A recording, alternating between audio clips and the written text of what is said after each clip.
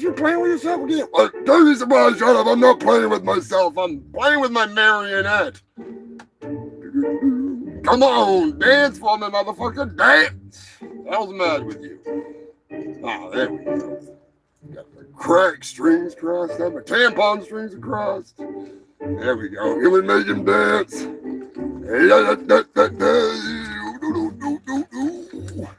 Greetings, human filth.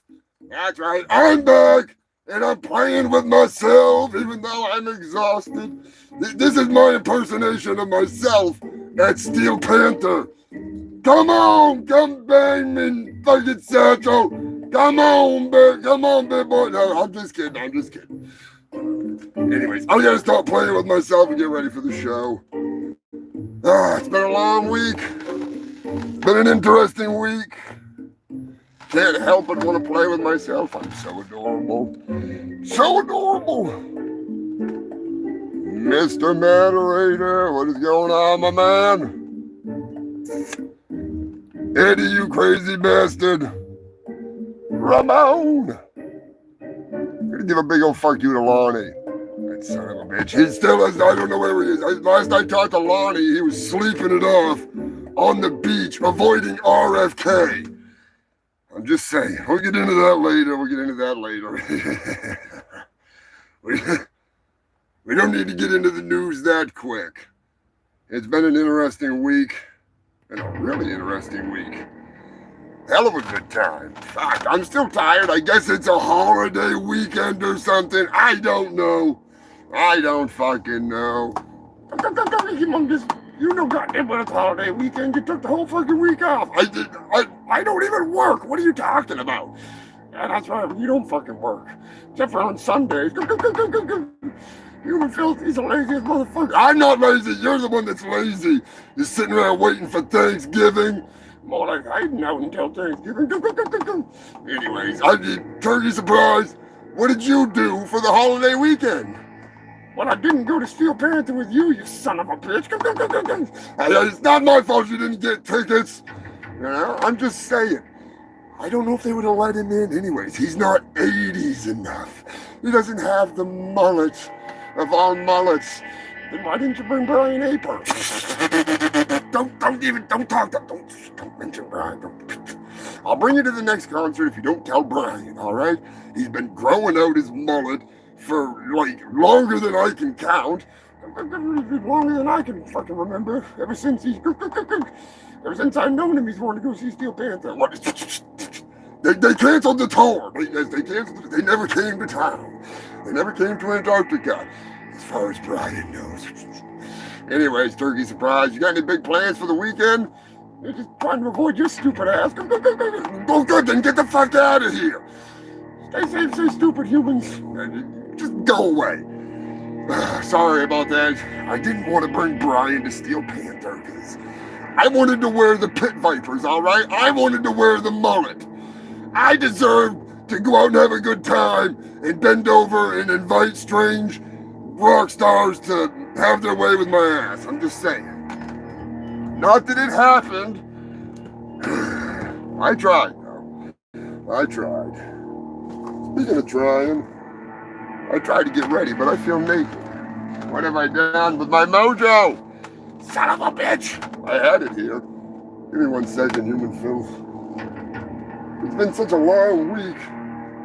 I seem to have misplaced me mojo. There we go. I can't do the show without my mojo. It is physically impossible to do the show without me mojo. I need me mojo, me old man mojo, you know? It's been with me since the beginning, frozen in a porta potty for hundreds of millions of years, tens of millions of years. I don't know, I can't count. I don't know how long it's been. It's been long enough, that's all that matters. It's been long enough. So what do you got planned for the big holiday weekend, you fucking freaks? Anything spectacular? I need a fat pee. I gotta get to my ashtray.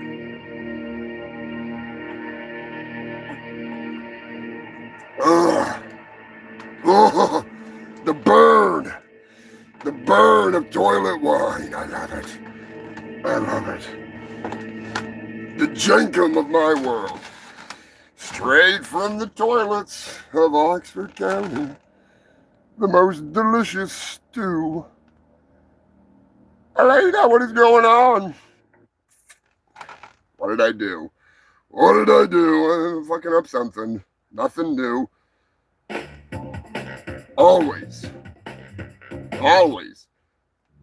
Mixing up, messing up something. Look at my fat rolls hanging over the edge.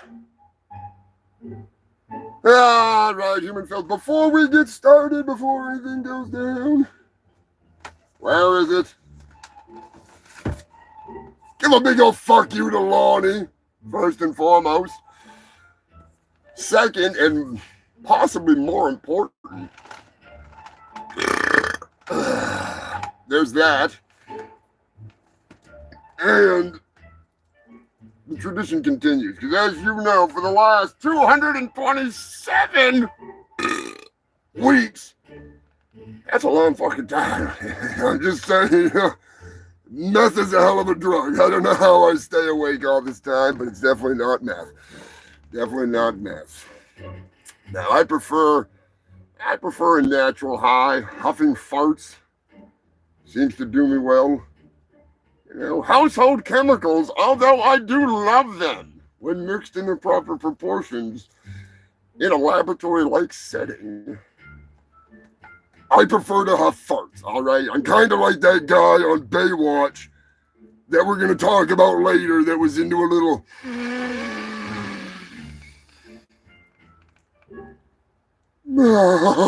action, if you know what I'm saying. But yeah, it's going to be a good show today, I'm telling you what. I went to see Steel Panther Friday night, and my mangina has not been the same since. I am dripping like a fucking faucet in a Section 8 apartment. I'm releasing more fluid than a New York City fire hydrant. If you know what I'm saying. Oh, Steel Panther. What a bunch of fucking... I'm going to say it. Somebody's going to get mad. I don't care. All right? I don't care. I am the truth seeker. I am the truth speaker. I am the voice of reason in an unreasonable world. I'm not only your host with the most STDs, the fattest doobies. I am the moron that tells you the things that you don't want to hear. Steel Panther is the best 80s band that was never in the 80s. Well, they were alive in the 80s, but they were never a band together in this form in the 80s. They are also, I do dare say, I need to shut off my ringer. They are, quite possibly, the Gwell-O of hair bands. Now don't, you know what I mean. They don't shoot blood. It's just bodily fluids. They do spread the disease, and they smoke the trees, just like me. That's why I do respect them immensely. But no, I feel that Steel Panther is the equivalent of the Gwell-O of hair metal. And let me know in the comments. I'm sure somebody's going to disagree with me. Somebody's going to tell me I'm totally wrong. But, I mean, they've got their shit together. They're funny as hell. Beverly! I'm so glad your package arrived, Beverly. Beverly got herself a piece of chicken straight from Billy's Chicken Shack. That's right. Billy's Chicken Shack. Yay! One of my favorite sponsors. Not just because I eat there all the time. And I frequent the Lover's Lounge as often as possible, if you know what I'm saying. Especially on Thursdays. Thirsty Threesome Thursdays. Whoa. Brings a Wookiee out in me. I mean, Jesus, fuck. You ain't seen a bush until you seen Billy's wife, Helga, unveil her German muff. I mean, it's like the Fourth Reich of pussy hair. You know what I'm saying? Like, it is going to take over the world. And not in a good way, because I don't really like pussy hair. But that's why they invented flamethrowers. And speaking of flamethrowers, I got a good Philly story. I found a new source for news. And because I'm always hunting for news, I'm constantly on the search for both intergalactic and earthly news, as you know. And I found a new one from Philadelphia. So I got to give a big shout out to the Philly fam over on Instagram. They report on some good shit. Oh God, it's just getting better and better. It's getting better and better. The more I dive into the depths of Philly, the more I realize it is a veritable war zone of news, and I welcome it. I welcome it, just like I welcome this week's sponsor, which isn't this, but whatever. Your mother called, dude. She's worried. You want to talk? Nothing to say. It's all over. Not the way I hear it. Coach, I've got AIDS. Wrong. You're HIV positive. Big difference. It could be years before you even get sick. Yeah, but it's gonna happen. They probably won't even let me play in the big game. They probably won't even let me fuck Billy in the ass anymore. You're gonna be playing in that game, and anybody who says otherwise will have to deal with me. You sure, Coach? You worked hard to get here, Todd. I'm not gonna let you quit on me now. Thanks. Wrong. Late breaking news, Todd died the next day. I'm just saying. Oh, Todd. If he only knew the world that he was living in. He never would have used that needle he found in the gutter to mix his Gatorade before the game. So what's up, Human Filth? What do you got for plans for the big holiday weekend? What the fuck are you doing? What are you smoking? What are you drinking? What are you indulging in for extracurricular crack activities? Let me know in the comments section. Is anyone stripping down to their skivvies? Gonna barbecue in their birthday suit? Gonna barbecue in some honorary? Just don't be like that YouTuber. She's pretty sexy, but she ain't too bright. I'll give her that much. No offense, honey. But if you can't figure out that a pan is on fire right behind you, I might need to give you my number because I'm a dumpster fire, and if you can't see a fire right in front of your face, you're a perfect freaking marriage material, all right? I'm just saying. It won't be a gypsy wedding, all right? As much as I would love to have a gypsy wedding on A&E or whatever it is. What the hell channel is Gypsy Wedding on anyway? That's a good show. Nothing like a little cousin fucking to get you laughing in the morning. You know what I'm saying? Especially the lengths that these fuckers go to fuck their cousins. God damn. They're like the cousin fuckers of the universe. That's some royalty shit right there. Maybe get the bloodline a little closer, though, if they want to go full-on royal. You're not a royal family unless you've been balls deep in your family, if you know what I'm saying. Give some big shout-outs to the morons that almost burned down their house. Good job! Made for good content. Just saying, not only those jiggly bigglies dancing around with the smoke enveloping them, the tight buns dancing out of the picture as I'm guessing it's either cameraman or boyfriend. Either way, ain't too fucking bright. But he managed to knock the pot off the stove, spreading the fire like napalm. Luckily, her tender victuals, her titty bits, her delicious down under desserts were not harmed.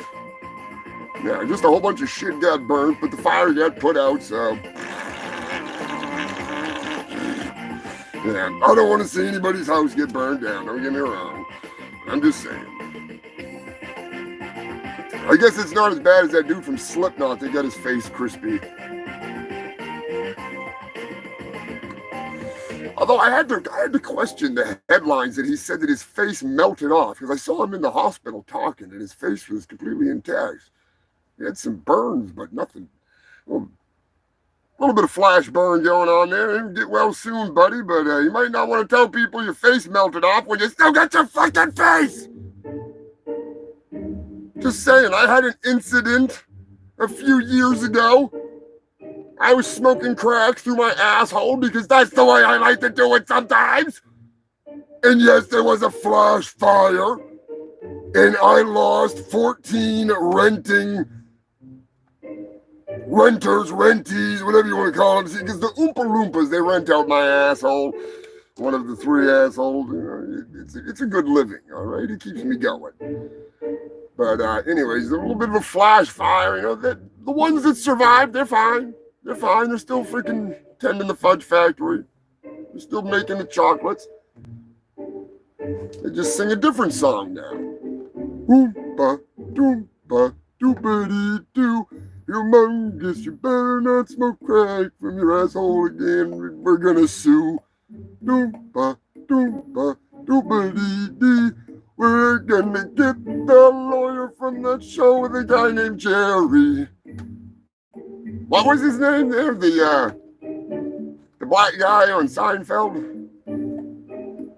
He's a hell of a lawyer. Hell of a lawyer. I can't think of his name now. I'm not going to try and guess it because I'm going to sound like a fucking idiot. But anyways, if you're deep frying in the kitchen, unless you're deep frying your own tender vittles, your itty bits, be careful out there, human filth. You don't want to look up. You don't want to end up looking like Michael Jackson after a soda commercial, all right? Now that one was funny. And I don't mean the joke. I mean when his hair went, whew. Fuck. He went up like a gas plant in Russia. Just saying. Fucking Michael Jackson was like a fuel refinery with a Ukrainian drone coming at it.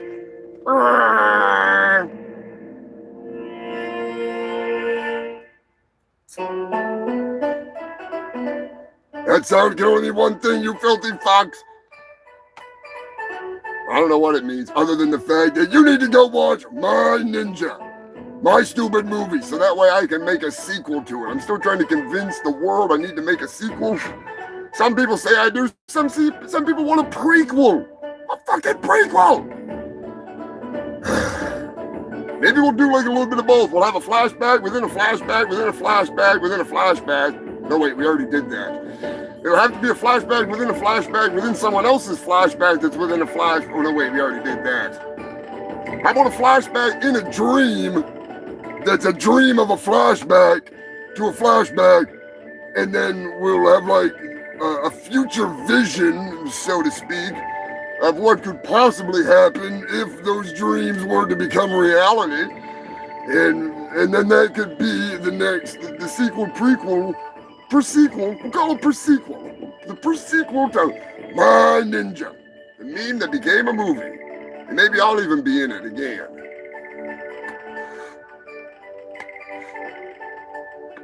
And this time I won't have to play like 13 fucking people though.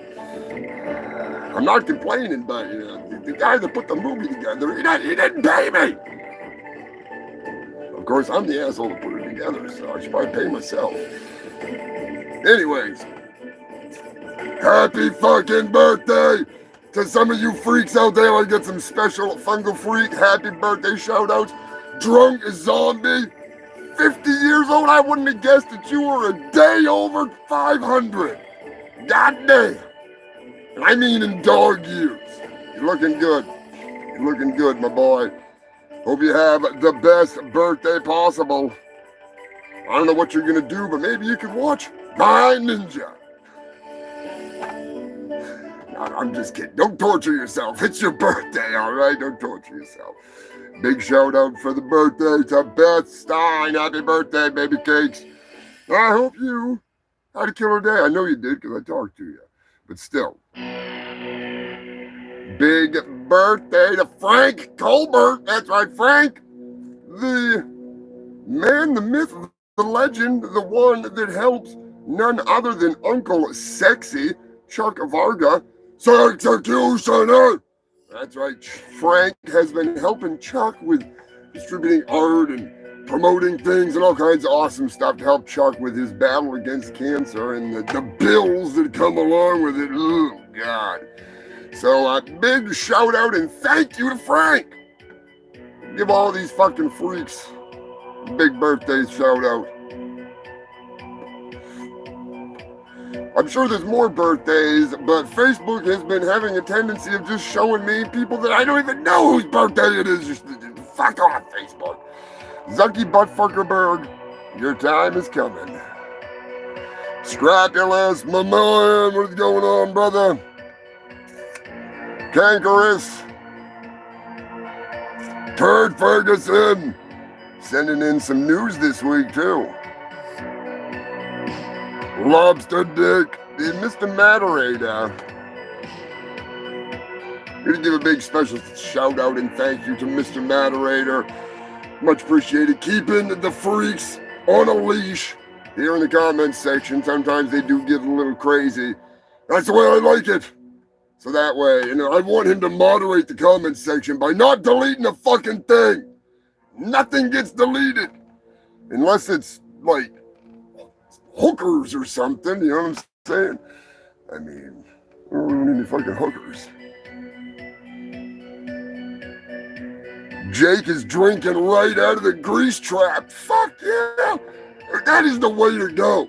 That is the way to go. Personally, I like to take a little bit from the nastiest steakhouse, like Outback Steakhouse, because that's fake Australian. They're not serving kangaroo. It ain't Australian food. Anthony Irons will tell you. Katrina will tell you. My Aussie family will tell you. If it ain't a hopping good meal, you ain't been eating kangaroo. Sometimes the dingoes eat your baby. Sometimes you eat the dingoes. Delicious. I do love me some kangaroos. I do have a pet kangaroo, Skip. Skippy as I prefer to call him, but thanks to legal issues, I call him Skip. The Kung Fu Roo. That's right, Skippy. Skippy. Unfortunately, Skippy is a children's program in Australia that, for some reason, I have been brainwashed into enjoying. Curse you, you cute little cuddly kangaroo that I want to punt kick across the goddamn country. Anyway, I get a little wound up about that. The kangaroo can play drums, okay? Enough said. The kangaroo basically talks by just... Motherfuckers understand it. End of story. That kangaroo gets a pass in my eyes. It survives the wasteland. Not even Lord Humongous. Sorry, I'm Lord Humongous. Not even the Humongous can say anything about it. Well, not yet. I'm sure he's seeking legal counsel. Son of a bitch. Drunk zombies drinking Long Island's all day. Oh, I haven't had Long Island's in a long time. Eddie's smoking Dirty Girl and dropping his drawers later on. Ramon says that Gypsy Brides is on E! Network. That's what it is. All right. See, I only watch, clips of Gypsy Brides because I'm not paying to watch that shit, but Cinnamon Toast Ken and Buff Pro, they'll watch it for me. I'll watch it. And that's some serious cousin fucking action going on right there. That's some Carthage, Maine shit right there, and I like it. I like it a lot. That's good times. Speaking of good times, Shred and Slam is coming. Shred and Slam 2024. You'll be able to see my blunderous wrestling debut. Punky Bruiser, the fucking Wolfman himself, Commissioner, howling fucking mad Wolfman is gonna be kicking some ass, taking some names, all kinds of crazy wrestling action going down. The Shred and Slam is September 28th. And I'm telling you, this is some big shit that this is going to link up to and deal with. And the managers are kind of in on it, so don't tell them that we're doing this, but it's going to be big. It's going to be, oh, fuck. The Passover Pimp is in the house. You didn't hear what I said, did you? That's one of my managers. I definitely didn't broker a deal outside of our normal managerial contractual terms and deals and obligations. You know what I'm saying? I talked to you about this, didn't I? I'm pretty sure I did.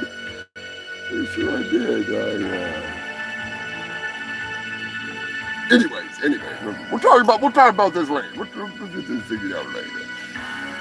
Fucking asshole again. I got some Richmond, Virginia news, so and the Jews stick around. I'm just saying. Jackie Cho, there you go. Fucking Jackie, oh God, that fucking guy. I want him to be my damn lawyer. I'm just saying. That is the man for the job. Jackie Childs. Jackie fucking Childs.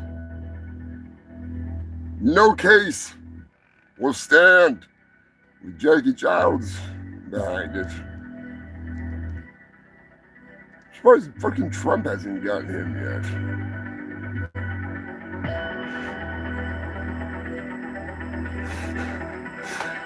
Corey, what is going on, Sharpie Maximus? I figured you'd like that.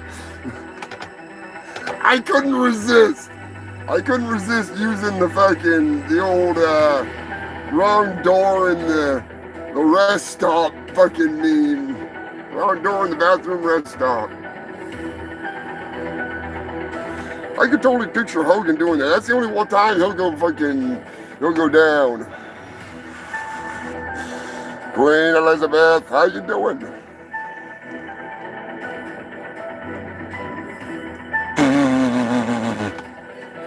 Guy was in the bathroom howling like a wolf. Now, if you want to tell some stories, I got a story. I'm going to tell 2 stories before I start the shit show and get this news rolling and trolling. When I was at Steel Panther, even though I was in my blood slave form, I was still in disguise. I still had on a mullet and some sweet sunglasses. While I was there, I happened to be talking to a couple of young ladies, which I need to find some appropriate music. But I was talking to a couple of young ladies that were not from the area, we'll say. Although they were from the area, they were originally from out of state. We'll just say that. That's the easiest way to say it. So essentially, they told me they were from Maryland. Now I have a Steel Panther worthy story from Maryland, and I'm definitely willing to tell you fucking freaks this goddamn story. Now there's 2 stories I'm gonna tell you, because one of them involves shit in your pants. Corey's got me on that goddamn subject now. I gotta friggin' do it. But when I was in Maryland a long time ago, we went to a stripper bar, and it was little did I know, it was a BYOB stripper bar, all right? Steven Seagal was not there. He should have been there, but he was not there. Now, to my shit grin, when we went in, there's not only folding tables, plastic and plywood, there was also nothing but folding chairs where you sit on your beer cooler. All right, now, I will admit I was impressed at first. The dirty dancing going on was definitely more, we'll say, unrestricted than I had seen at other places. Nothing compared to my intergalactic conquest. I've seen it all, but still, from Maryland, I was impressed. But I would have to say the highlight of the evening was when a young lady asked for assistance onto the table in front of me. And as the plastic table began to bow, I realized that this woman with the frame of a 90-pound soaking wet blanket with bones had at least a 40-pound belly, because she was as pregnant as they come. That's right, human filth. At 9 months pregnant, this gorgeously disgusting creature began to gyrate and convulse. At first I thought she was going into labor, but no, it just turns out that that was her way of dancing. And as I say, the highlight of the entire experience was quite possibly when she took my beer, put it in her pussy, and did a handstand, and then gave me back an empty beer. Although, I will say a close second was when the little hand came out and demanded a tip. Little bastard, you already got my drink, you're not getting that fucking tip! Anyways, that's my Maryland story. That's what happened when I went to Maryland. So, if anybody knows where that stripper bar is, I think it was the Golden Horseshoe? Or something, the Lucky Horseshoe? Yeah, Ramon, it was definitely a good time. Definitely a good fucking time. Jake wants to know if I'm hitting the tour. I'm thinking about it. I'm thinking about it. Depends on the fundage. I might attempt to do the usual Richmond pilgrimage. I don't know. I'd like to end it. I'd like to see Joe again. My buddy Joe Godding comes over from Wales. Always a good time to hang out with the Welsh crew. Too bad Captain Wales is not coming over. Totally understand. It's been a tight year. It has been a tight year, so we'll see. We'll see. If you want to help keep this shit show rolling and trolling, get your ass over to my Threadless or my Ko-Fi. Grab yourself some merch. Got some patches, got some stickers, killer t-shirts, mugs, flags, all kinds of shit. Some nasty, delicious designs. I get some good stuff in the works. Some new stuff coming. I've been busy. Procrastinating and masturbating, as I like to say. Because that's what I like to do.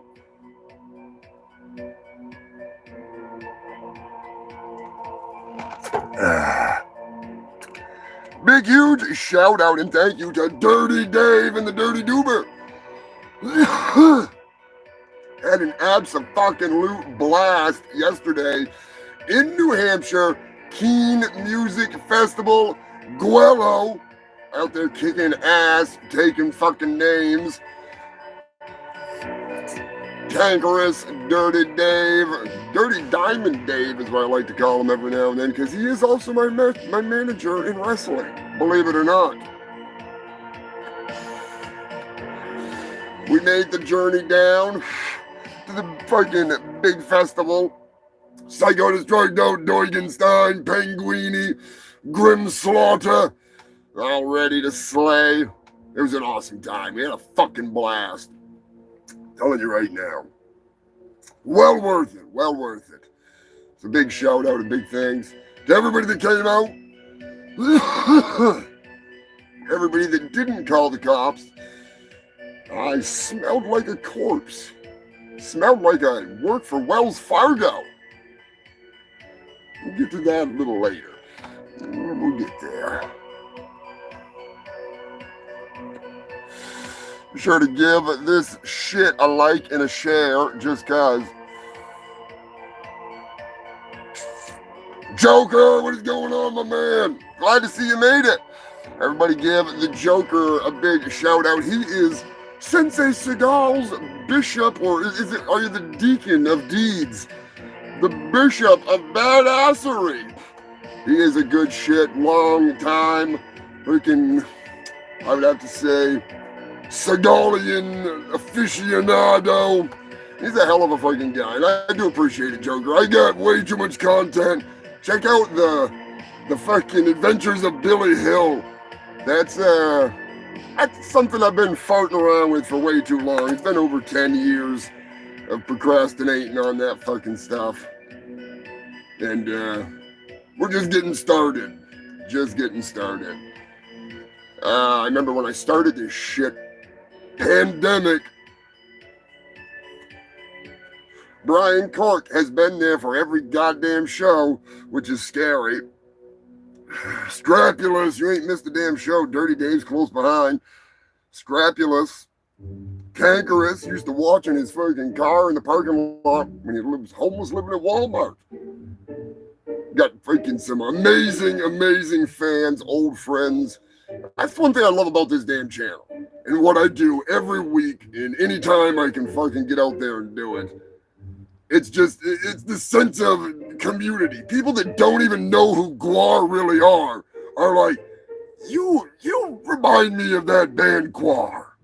I don't listen to them, but this is awesome. And you know, that's freaking, that means something. And then you get the people that actually know who Gwar are, and they're interested in the backstory and how I became this Titanic turd, this intergalactic asshole with a mouth that just never stops, insatiable lust for stupidity. And it just builds bonds that just beating people to death doesn't do. You know, granted, there's gonna come a time and a place when I do that to each and every fucking one of these human beings. But the fungal freaks will be fine. You know, you'll all be fine. You know? I'm not gonna go on a killdozer like rampage yet. Just saying. I can't afford diesel. That's the biggest thing. You know, I do prefer to use my bare hands and medieval weapons and torture tools and cinder blocks and chunks of ice and thermonuclear devices, but, you know, there's just something about a bulldozer. Just with Gwar going, you know, you just, the whole neighborhood would be listening to it like it was a 7-Eleven on wheels or tracks. Just saying, I better get to the goddamn show.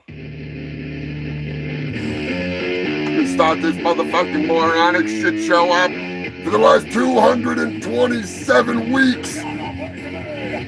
You've come here for your number one source of number two news. Number two source for news. I'm high as a kite. I'm dumb as shit. Been frozen in a porta potty for far too long. Now I'm back. I'm out and I'm ready to fucking rock. This is the Humongous Shitt Show. The longest running news show in all of Antarctica.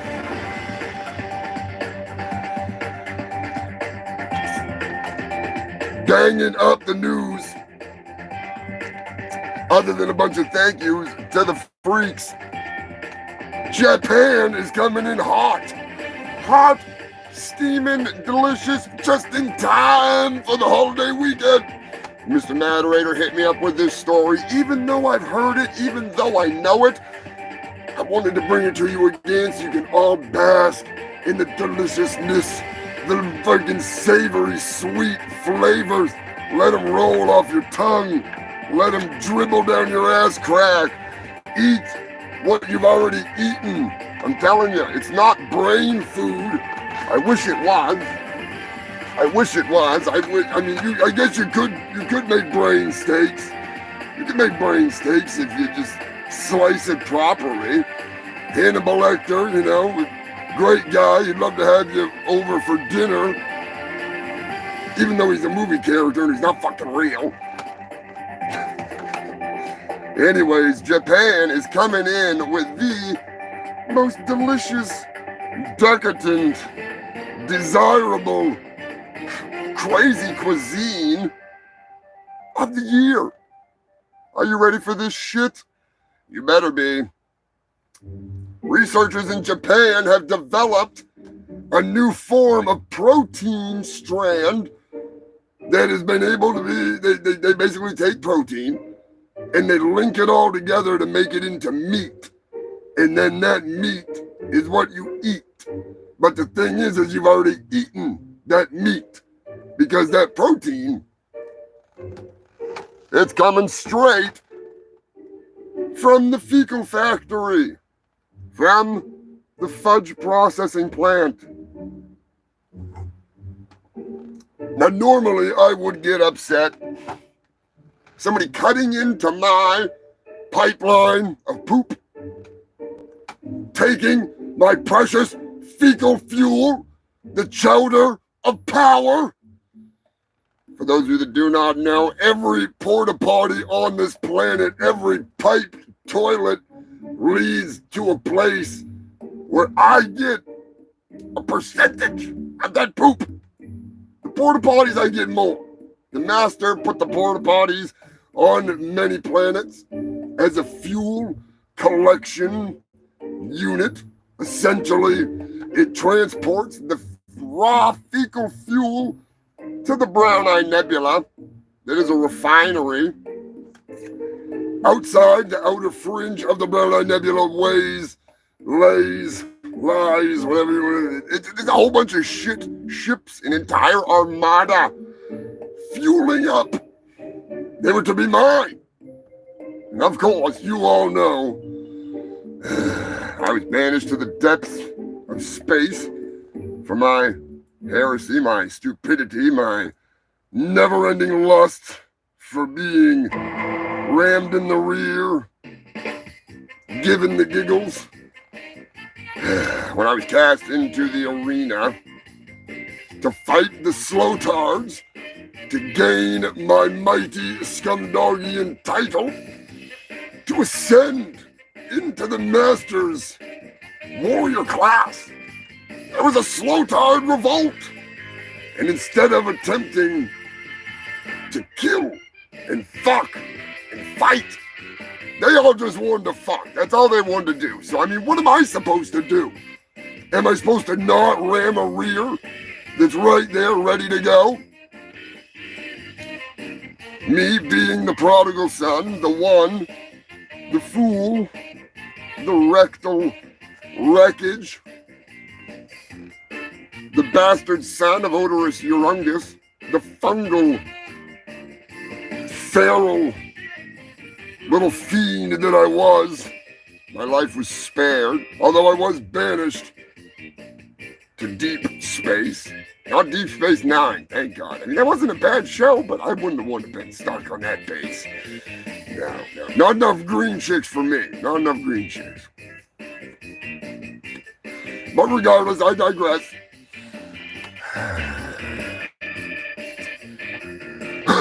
Eventually, I found my way to Earth.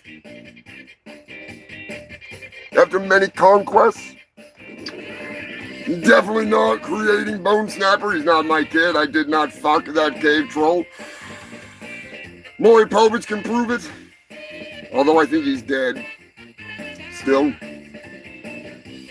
Regardless, the rerun is out there somewhere, alright? I am not the father. Steve Wilkos, you can prove it too. Just saying, I'll take a lie detector test. I did not have sex with that whale. I just cut off its head with a chainsaw. That's all. Anyways, the shit's mine, and I would get angry, but the problem is they're just taking the protein out, all right? They're not taking what I need to make fuel, so I'm not gonna get mad, and I think it's hilarious that you humans are eating your own shit.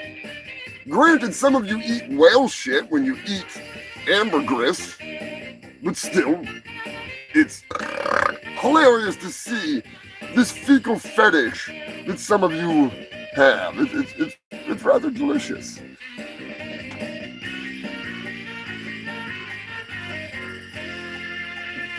I need to make a fleshlight out of my brain. I mean, I'd fuck it. I don't know about you. I'd fuck it.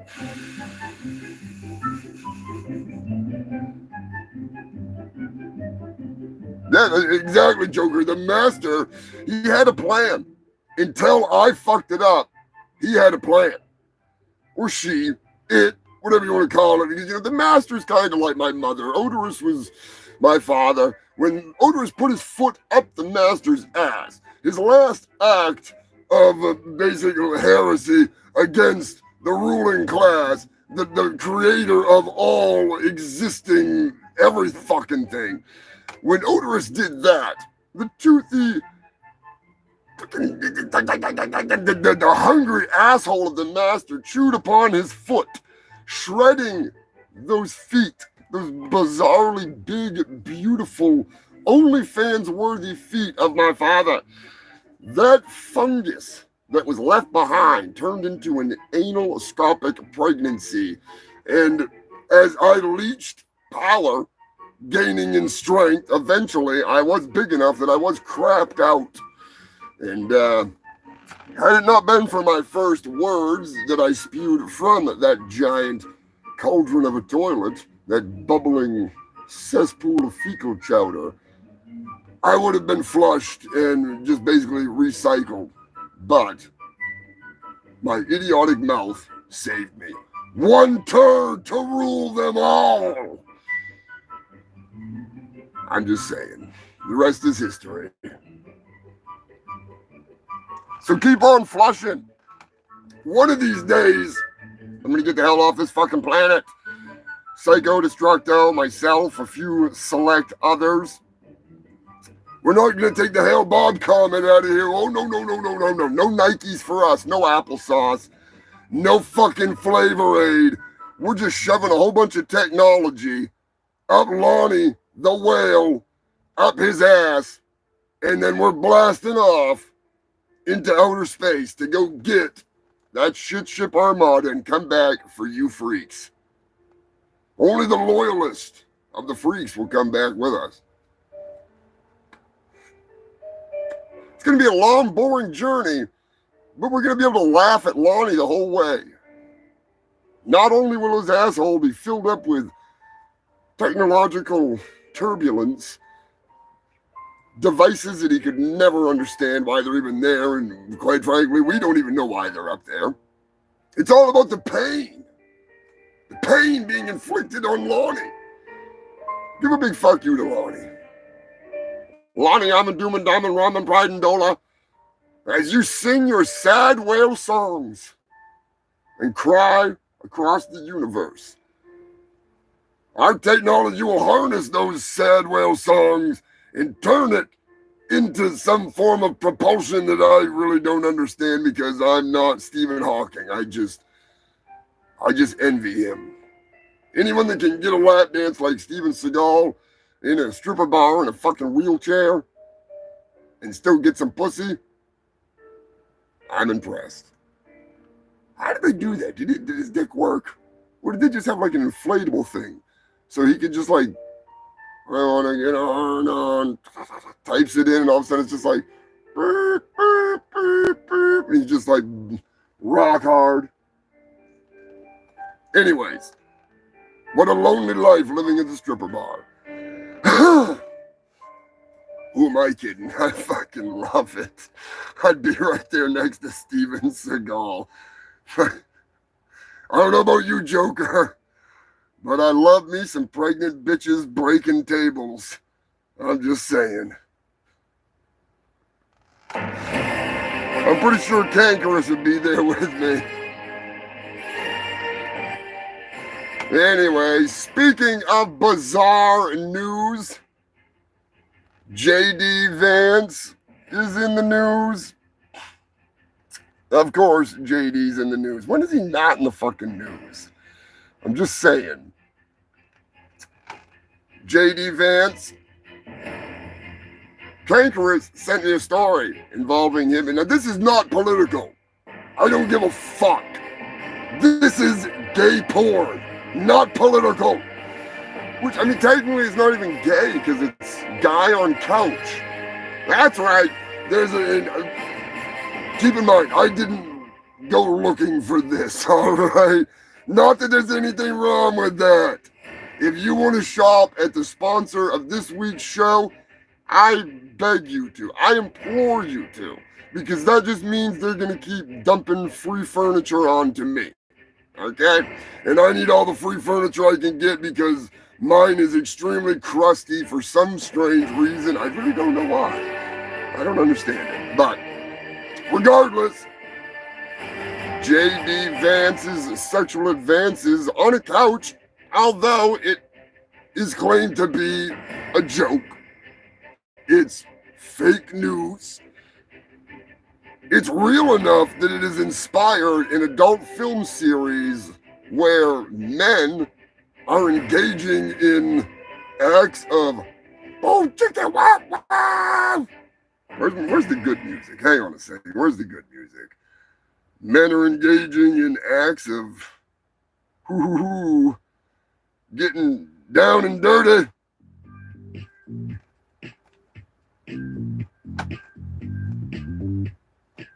Oh, yeah. More cushion for the pushing. Sorry, that's going a little far.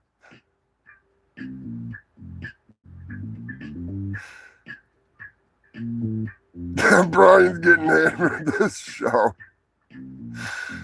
Yeah, Joker, 100%. I support single moms, and I'm going to tell you right now, I support crack whores, especially when they're pregnant. And there's a reason why some people they may question me. Some people applaud me for a damn good reason. I bring him to the state of Texas, and then I bring him to get an abortion,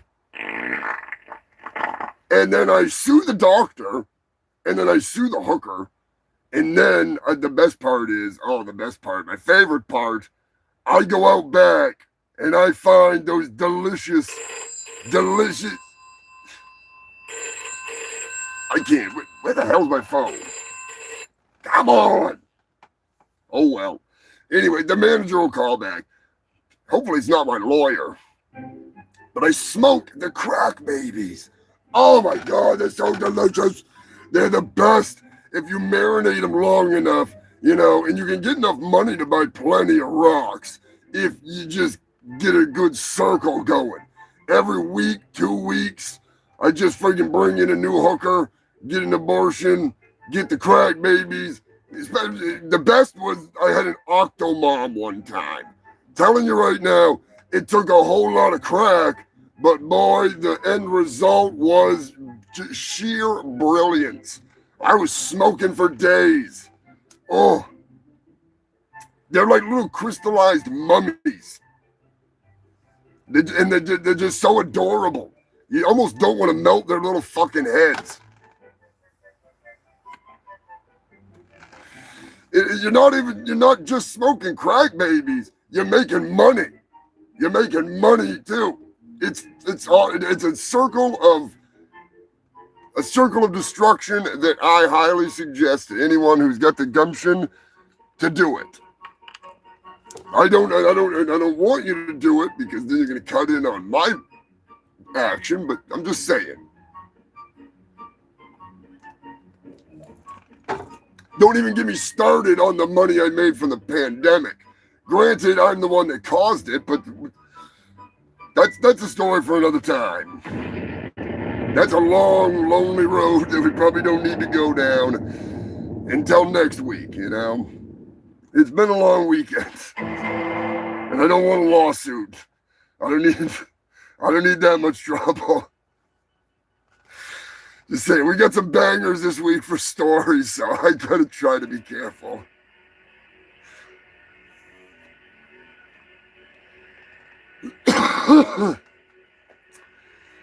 New Hampshire is in the news. The land of the free, live free or die. They're taking it to a whole new level at 7-Eleven. That's right, human filth.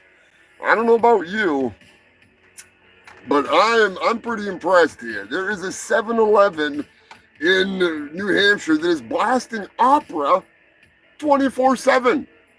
The outraged neighbors say, I have children that are attempting to sleep. My baby is autistic, and now it does nothing but sing Lucio Pavarotti at all hours of the night. I'm just saying, that's gotta suck. But I mean, maybe it's just one of those things where they're trying to get a higher class of homeless person to come hang out outside the store, you know?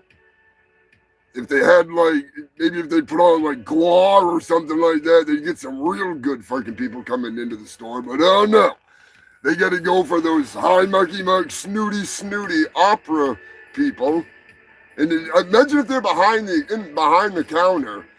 And I'm not gonna say what everybody thinks I'm gonna say, even though it would be hilarious if it was like Bollywood as opposed to opera. Now that would be fucking funny. You got to admit, that would be funny as shit. Only it was like a musical, so every time you go into the store, they don't talk to you, they sing to you, and they expect you to sing to them. Oh man, I hate those kinds of places. Those are the worst. It's like I'm not breaking character just to be in a Bollywood film at your fucking local crack store. Yeah, Joker, that's what I'm kind of thinking, is to keep the hobos from sleeping there, or the hookers. They want a higher class of hooker. Because see, there's one 7-Eleven in all of the area of Antarctica, which I'm on the dingo dick side of Antarctica. Not many 7-Elevens, even though 7-Eleven is a Japanese company. You'd think being this close to the freaking Japanese area, they would capitalize on the walruses and penguins that do populate this area. I mean, I love 7-Eleven. They're freaking blueberry coffee is fucking awesome. And to go hooker watching at 7-Eleven, a donut, a coffee, and watching hookers, now that is a lunch break that you'll never forget. Just don't bring any money with you. You might be tempted.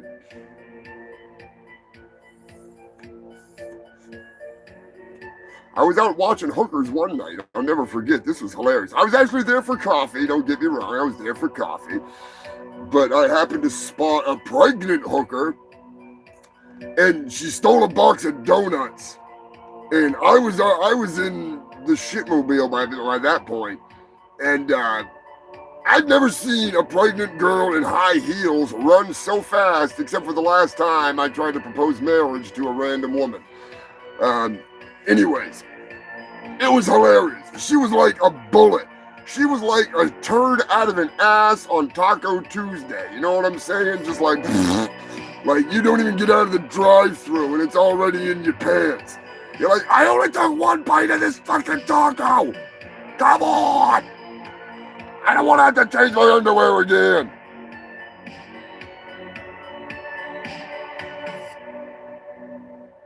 Yeah, that sounds like Walgreens. But here's the thing. What if you got some hobos out there that are all just like, it's like the orchestra. You know, they're all like the and it's all burping and farting and fucking ass slapping. Somebody's pounding it in the tent. But it's like an orchestra and it just drowns it out. Now that would be amazing. It'd be like the first hobo, oral, anal, extremely odd orchestra. There's one of them sitting in a dumpster that pops up every now and then and just goes, "Mana." I'm just saying, it could happen. I mean, shit, I'm in a fucking duct tape band of crazy bastards that even have children, diaper wearing dumpster freaking little shit shacks jamming out. I will say that was pretty funny. I almost stepped on a baby this weekend. That wouldn't be good. I just request one thing and one thing only. If we do form this band, we need someone. I don't care if Scrapulous has to hire someone. We need someone that can play the butt trumpet. The brown trombone must make an appearance.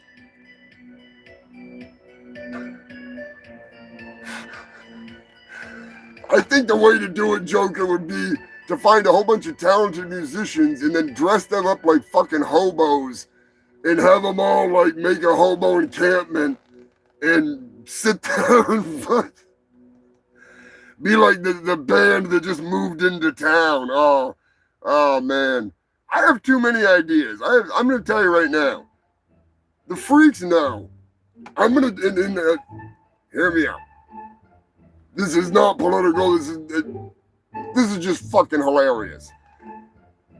As much as it kills me, it's hilarious. I had a headline 2 weeks ago, and this skit has been eating my asshole like I had peanut butter on it, and there was a skunk in the general vicinity. It's been killing me. The headline from a real news organization read something along the lines of former Taliban fighters complain about their 9-to-5 schedule, working a government job, and long for the days of war and whatever. And my mind was blown. My mind was blown because obviously the Taliban, when they took over Afghanistan, they put a bunch of fucking people in jobs within the government, just like any fucking retards would. But in my mind, I just see this Muhammad and Ahmed bitching at each other about just sitting at a desk on their phones, muting the microphone, complaining to each other about how they missed the days of old. And behind them is like somebody walking by with a bunch of papers, and then somebody walks by with like a fucking RPG or something, and they're getting scolded. And as they're complaining, they bitch to somebody else that turns out to be my co-host with the most brain trauma from being put in an oven. We're just not going to go there. And it's Turkey Surprise. Now, I've not told Turkey Surprise that I want him to play this role, but still. In my brain, it's like this horrible Saturday Night Live with Steven Seagal pretending to be some guy from Afghanistan. Because, he's everything, everywhere, all at once, all races, everything. He's literally every gene pool all in one. It's absolutely ridiculous how many freaking, the man, he's like a fucking chameleon. Humongous, what the hell are you talking about? You want to call it turban? No, Turkey Surprise. I'm glad you came up here. Remember the turban that you got there? That you and Dirty Dave got when you got chased around Afghanistan there? That fucking sucked ass. Well, we might need to break it out again. What the hell are you talking about? What the hell are you talking about? Just trust me, all right? Go find it. I'll make it worth your while. Got some of that good stuffing? You know I got that good stuffing, buddy. You know I do. All right. I'll go find it. I don't know about this. Might get us in some trouble. We're not going to get in trouble. Just go find it. God damn it. Anyways, I think it would be funny. Obviously, YouTube's going to hate it, but I don't care. I don't think they appreciated my Namina video. I really don't think that they fucking liked it. No, thank you, Joker. I'm a fucking bonehead. I'm telling you right now, we have a good time here on Sundays. It's been nothing but a good time. It's like a Poison song up in here. Or is that Motley Crue? I think that's Poison.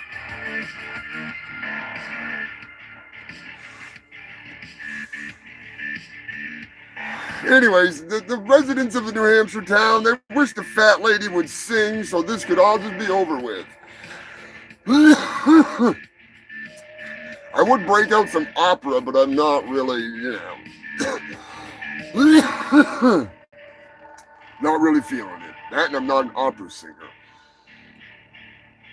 I should have wrote something up, though, because that would have been pretty goddamn funny. Maybe later. It's been a long weekend.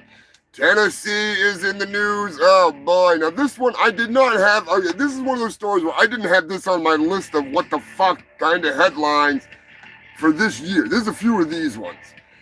Tennessee, Millerville Police Department has joined forces with a conspiracy theorist who says that satanic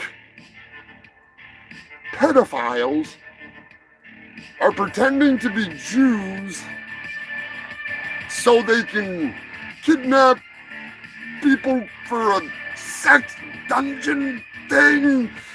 Now, he has no evidence. He has zero proof. I'm not saying that there couldn't be some weird cult of fake Jews. I don't know. My manager's Jewish. I gotta talk to him about this. You know, maybe the space lasers haven't done their job well lately. And anyways, we'll get to the bottom of it. But I did not have police teaming up with the hunter of satanic pedophile fake Jews. I don't know. Yeah, that's fucking really fucking like there's some weird shit that these people come up with on both sides. You know, sometimes it may lean more to one side than the other side, but there's one side that just is on my show way too much, and I try to not be political, but I'm gonna point out the stupidity of this shit. Like, I don't understand it. Like when they had the tunnel going underneath to the friggin' oh Jesus, what do you call it there? The synagogue. They had a bunch of young Jews that had reopened an abandoned tunnel that went down underneath, and they were just basically partying and trying to get into the church when they weren't supposed to be there. And people were like, oh, it's a bunch of sex dungeon pedophiles and blah, blah, blah. And I made up a rumor that it was actually the Jewish space laser headquarters. And there were people that believed me. There were people that were like, oh my God. Like on the internet, obviously. I saw the fucking people talking about it. I'm like, no. Like, it was a joke. I was joking. My manager thought it was funny, but I don't know. These fucking people are out of control. With zero evidence, you don't throw around accusations like that. Like Steven Seagal snatching birthdays and eating cookies and shit. You know, we all know what happens. We all know he assaults people on the set of movies and stuff. People wouldn't make all the videos that they make and do all the things they do if they didn't have some evidence. You can talk all you want, but if you don't show your work, you're just a big fucking talker. That's why here on the show, for those of you that don't know, 99.9% of my stories are fucking 100% real. The only thing I embellished, news-wise, I get all real stories. I don't go to fake news sources like, the Onion News. I love the Onion News. I don't go to those guys. I go to the real news. I find real stories, and I get a whole fuckload of it to get to. But that's why I love doing this, is because the world is so fucked up that this is reality. So, enjoy it. I sure do. I fucking love it. We have so much fun. Every weekend, we have a fucking blast.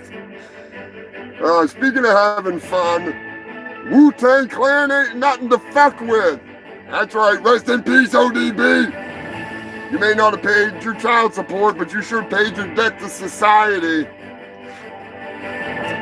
Wu-Tang is in the news because representatives of the label want their album back. That's right, the rich man that, I'm not going to say his name just for legal purposes, the rich man that bought the Wu-Tang album, the one that was never to be released, has been accused of breach of contract. That's right, he gave 50 different chicks, as he called them, copies of the album. He fucking pimping out that shit, which is, I can't say as I blame him. I mean, fuck, how else you're getting some serious panties with the unreleased Wu-Tang album.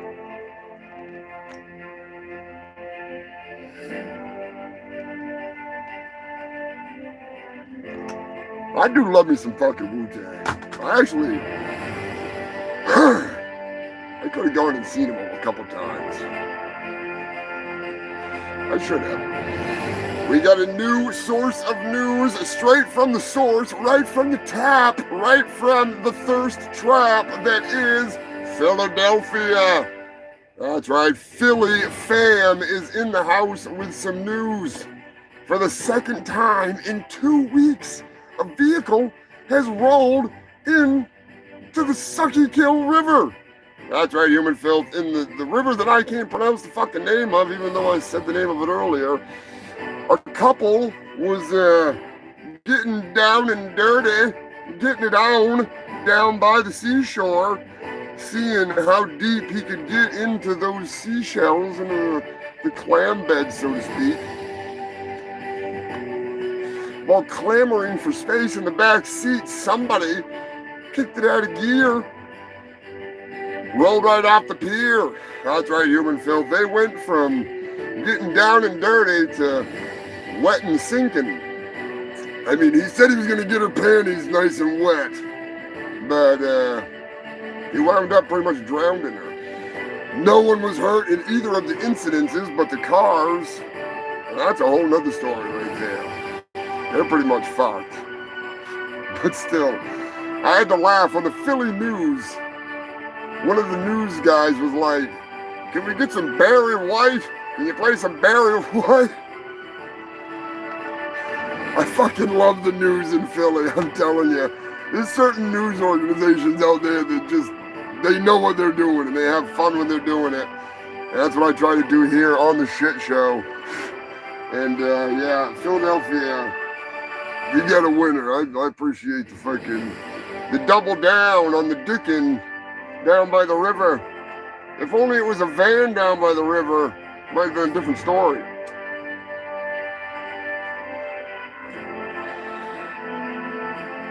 Rest in peace, Matt Foley.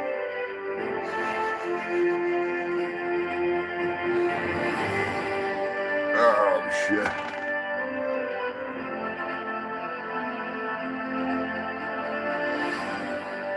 Those ain't the panties you want to be getting. Yeah, you'd be doing some fucking, I'm sure they are dropping some drawers. I don't think I'd want to be in that river. That sounds like one nasty ass fucking river, but you know. Give him a round of applause for keeping his word. He said he was going to get her wet. He got her wet. He fucking got her wet. China! Yeah, boy, China's in the news. A Chinese airline has reported that a baby was locked in a toilet. I'm sure they mean a bathroom. I'm pretty sure they didn't actually like put the kid in the toilet and lock the toilet. Unless they have locking toilets in China, I'm not sure. All right, I don't have a clue. But it was said that two strangers who were fed up with the child crying took the child from the grandmother, who was said to not give two shits, and they locked the baby in the bathroom. Now, personally, I would have just opened the door and punt-kicked the little motherfucker, all right? The stork can catch him flying back home, you know, or whatever. Baby got wings? No. Happy trails. Grandma, too. Get out of here. I want to listen to you cry over the little kid that I just fucking punted. Or just give him a swirly. Kids love swirlies. They think it's blue slushies. They're like, oh, sweet blue slushies. They'll be quiet. They'll be real fucking quiet. Don't do that. Don't do that. I'm just being a smart guy. That's what I would do. You don't need to do it.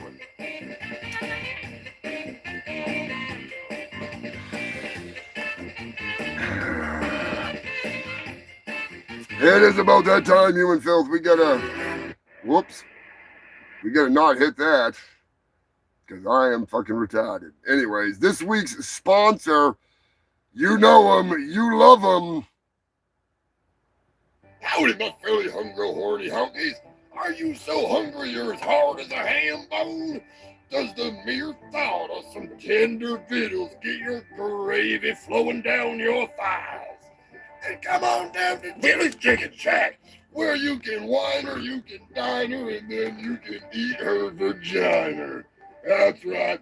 Every booth at Billy's Chicken Shack is actually a conversion camper. You can dig in, you can drink up, and then you can kick her down. Or you can eat her out after you have some of our county famous fried chicken. Hey, get your fill of our unlimited stuffing. Limit 1 5-gallon bucket for a couple per visit. And then get to stuffing her or him. We now offer strap-on drumsticks for you pegger folks. We don't discriminate, so bring your sister, bring your brother, bring your mammy, bring your pappy. Get them kinfolk out of the Fergan Shack out back and come on down to Billy's Chicken Shack, home of the Horny Hillbilly Combo. That's right, the Horny Hillbilly Combo is where every bucket comes with dipping sauces and a gallon of our finest toilet wine. My name is Billy. I am the owner of this fine establishment, and I'd like to make an announcement. Come on down to Billy's Chicken Shack every Thursday for Thirsty Threesome Thursdays. That's right, you can join me and my wife Helga as we get our grub on and get it on. So come on down to Billy's Chicken Shack any day of the week, but especially on Thursdays. If it's a lot of fun, I might even give you a discount. Hell yeah, let's take this camper. And we won't pull out if you know what I mean. Come on down to Billy's Chicken Shack, home of the county famous fried chicken and unlimited bucket of stuffing. If you can eat more than 5 gallons of our famous stuffing, it's on the house. Open every night and day. 24 hours a day, because you never know when you want to get it on and have some fried chicken.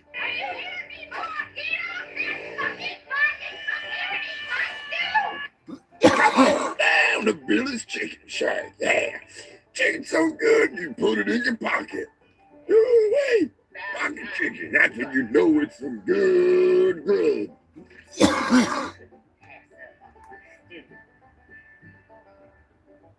Telling you right now, the Lover's Lounge is worth every quarter in that vibrating bed. Good God. A relaxed ass is a happy ass.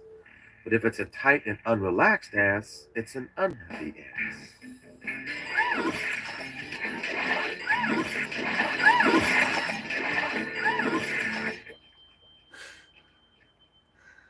Well, Billy's Chicken Shack, formerly Jimmy's Chicken Shack, but there was that little deal, a little bit of limbo. The band wasn't too happy about it, so, his brother, Jimmy, sold it to Billy, and the rest is history.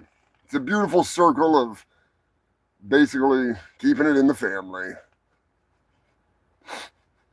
Ramon, I use the chicken skin as a fleshlight. That's a good idea, Ramon. We do have some chicken fuckers in the news here on the show quite often. There was that one guy that raped and killed 50-plus chickens with his wife while she watched and filmed it, and he also partook in a little bit of bagak and woohoo, bagak, woohoo. That's right, he went from nugget to... Never mind, I'm on YouTube. I can't talk about these kinds of things. It was wrong. Nothing compared to the Bestiality Bus, though. The Bestiality Bus, that's a Gwar song. That's a fucking Gwar song. Or it should be a Gwell-O song, but I really don't think that the kids and the people at like festivals and fairs and conventions really want to hear Bestiality Bus as much as I want to make that song. Probably have to do that one on the down low. I mean, if we make it public, I would, for my own personal project. But I don't see that one getting performed unless it was like, opening for Psycho Stick or You know, if we were doing something like that, I'm sure that kind of a crowd would fucking annihilate it for a song like that. But it's all about the setting. You know what I'm saying? Like, you can't, you got to know where to go. Exactly. The Fish Fuck is one of my favorite songs, but I'm kind of, you know, if it was being performed in Union Square Plaza, New York City, in the middle of the big hustle bustle and all of the vendors, I really don't see it flying. But there's other songs that they could totally play, and nobody would have a clue that it was the song that it is. It's all about being subtle. One of my favorite memories is sitting in that same area in New York City, just like this, playing chess against the speed chess master for a slice of cake that I lost. But he said I was good. He said I was better than I thought I was going to be. I have played some chess in my day, not just 4D chess with myself when it comes to not destroying my toilet.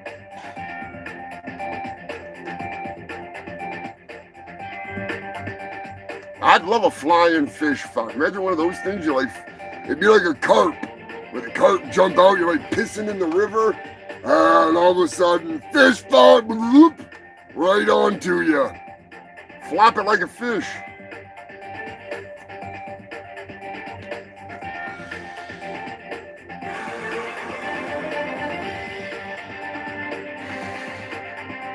Big shout out and thank you to Tara the Terror. Tara is not only the editor of my newsletter and one of the amazing supporters on Ko-Fi. We'll get to the thank yous for them shortly. She also sent in some news this week. If you want to send me some news, hit me up on Instagram, hit me up freaking on Facebook, whatever. If you know me, you know where to find me. I do have a Discord that I barely use because I'm a slacker. But you can be like Turd Ferguson, the Buzzmaster, Cankerous, Beverly, Rob Chalmers, and the many others that send in some funny-ass news. Even Buzz2D2, Elijah sent in some news this week. But first, Tara Kelly sends in a story from Wells Fargo. You know, I made the joke earlier that I smell like a corpse, and I'm surprised that they even let me in the park. Nobody called the cops. There's not a dead man walking, even though he's not doing much talking. Just a whole lot of ass whooping. Wells Fargo. What's that smell? For 4 days, a woman lay dead at her desk. No one knew she was there. A building that's patrolled 24/7 by security. A building that has employees, although a lot of them do work remotely. A building that has cameras. A building that smells like a dead person. For 4 days. She'd lie on her desk. She never clocked out. They never questioned it.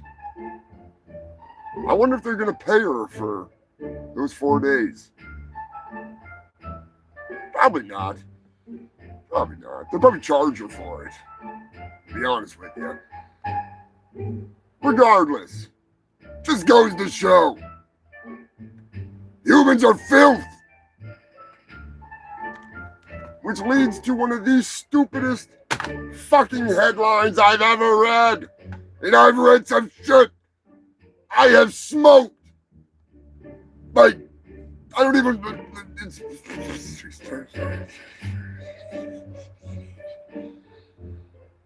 a lot. All right, thousands of joints have been smoked on this show in the last 4 years.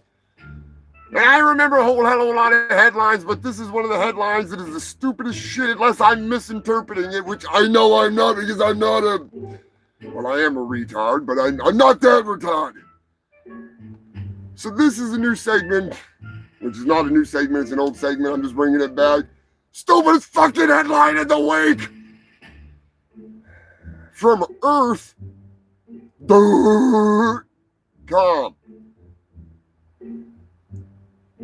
Bonobos are the only primates, including humans, that don't kill others in their species.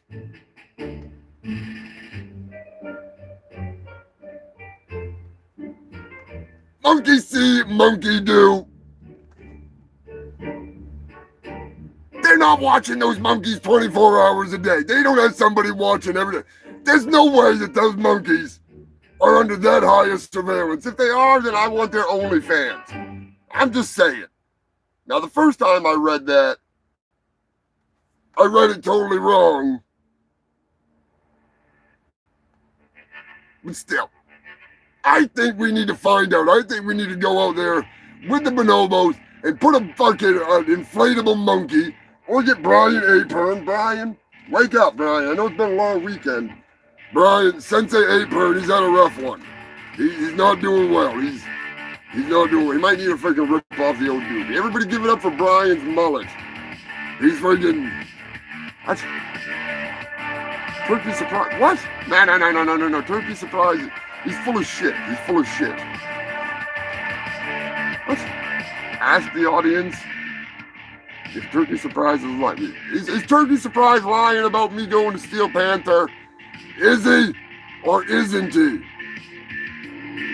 Brian's mad. He's the silent master for now, thank God, but I don't want him to get madder and madder. Brian, just take a fucking hit, Brian. Take a hit. Just fucking pop off the doobie there. Pull off the doobie. There you go. Calm down. What? You're going to rip my testicles off if I went to Steel Panther? No, I definitely didn't go to Steel Panther. There's no photographic evidence of me being in Steel Panther. Freaking, there better not be. All right, Brian. You go do your thing, you little asshole. I was watching Steel Panther videos all night Friday night. I'm just saying. Just saying.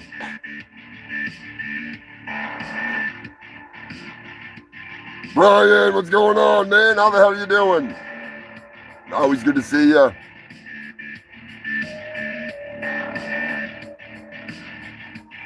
The old lobster dick, Mr. Moderator, as I like to call him. Everybody give Matt a big thank you and big shout out. YouTube decided to make him the moderator. One of the best things it ever could have done. Appreciate the hell out of the freaking help, Matt. As always, Matt makes some badass patches. Him and Waylon, that is. Waylon banging out some cool shit. I actually got my freaking...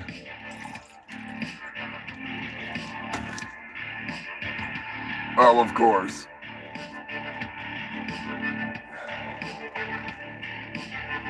What have I got in it now? Big thank you to Waylon for this banger of a cup. I love it. It's a perfect size.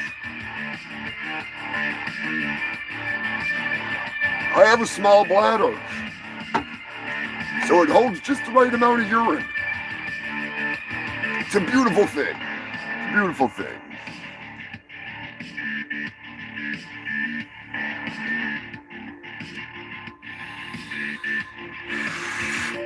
Yes, it is quite the pimp cup.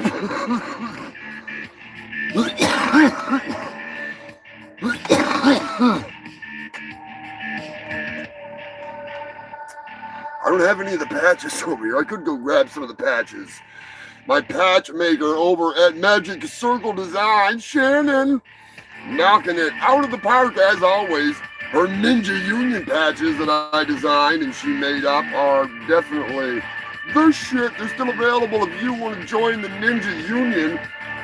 You can even grab a copy of My Ninja on DVD. Get some stickers, magnets, all kinds of cool shit. The trading cards are sold out. not making any more, even though I do want to get a set for Jason Brandt, the crew over there, because they are in the movie. Speaking of which, I gotta get off my fucking ass. I need to film that scene for Ouija Shark 3. I gotta get that submitted to John. I gotta get that in there. Anyways, I'll grab some of those patches, show you fucking freaks what is going on. No, we're not answering the phone. Greetings, my fellow ninjas and members of the local ninja union. I am Sensei Idol, your local ninja union leader. Did you agree to a duel to the death only to realize you forgot to sharpen your sword? Or perhaps you ran out of shurikens? Or maybe you threw your last throwing star? Well, you're in luck. Yes, that's right. Your most local ninja mod has you covered like a net. That's right. You need swords? We got swords. We have naginatos, naganaki, totishis, shizamuzu, tonto, and of course, we have a katana for every occasion. Did you forget your Kurosamida? Oh, we got a pair waiting for ya. Spear? Don't ask Goldberg. Need a naginata? We gotcha. Don't be a numbskull and forget your nunchucks. Grab an extra pair when you're at Ninja Mart. That's right. Your local Ninja Mart has all of your ninja needs. And if you're a member of the Ninja Union, you'll get an exclusive discount. A most honorable discount. And free sword shopping. That's right. Be sure to stop by every Saturday for Shuriken Saturday sales. Buy 4, get 2 free. You can't beat that deal with a black belt or a bloody limp dick. Ninja Mart, home of the wall of swords, and the only 24-hour dojo and all-you-can-eat sushi bar. What are you waiting for? Your next duel to the death? Get your butt down to Ninja Mart today, tonight, tomorrow morning, anytime. They're open 24 hours. They're always ready for battle, just like you. Chop smart, shop Ninja Mart. Today. That's right, get down there today. Get your butt down to Ninja Mart now. That's right, human fellas. Get your butt down to Ninja Mart right now. I actually do have a few Ninja Mart stickers kicking around. I need to have some Ninja Mart patches made up, but I do have a few fuck you Lonnie patches. That's right, spread the word. Keep the fucking turd going. Got a couple of these bad boys. Not many left because I'm sending a bunch of them out for free to the Ko-Fi freaks. Big shout out and thank you to Tyra Kelly, Joe Godding, Captain Wales and Jill Beverly. Beth. Oh, Beth. She's like a Kiss song. Oh, shit. But yeah, I do appreciate you fucking freaks. It is normally...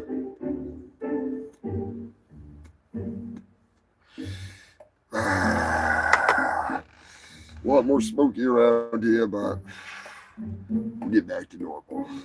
We'll get there one puff at a time.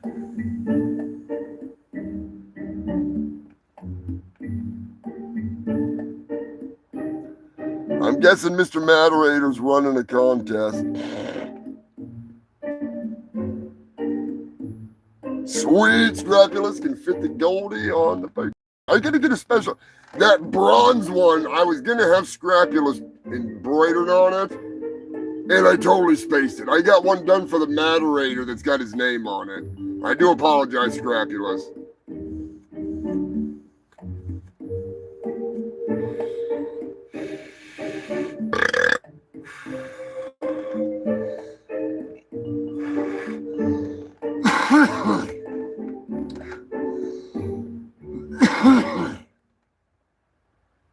I know Mr. Moderator runs some pretty cool little contests for me. I appreciate the hell out of it. Always cool to be able to give stuff away to you freaks. I appreciate you tuning in, spreading the disease as I smoke the trees. Recently, I read a list of the top, supposedly the top THC-riddled herbal strains of 2024. The best ones to grow, that is, to cultivate. So I figured I'd bring you the list and see if you've heard of any of them or smoked any of them. I've smoked a few of them. There's a couple on there that I'm not a fan of, but there's a few good ones.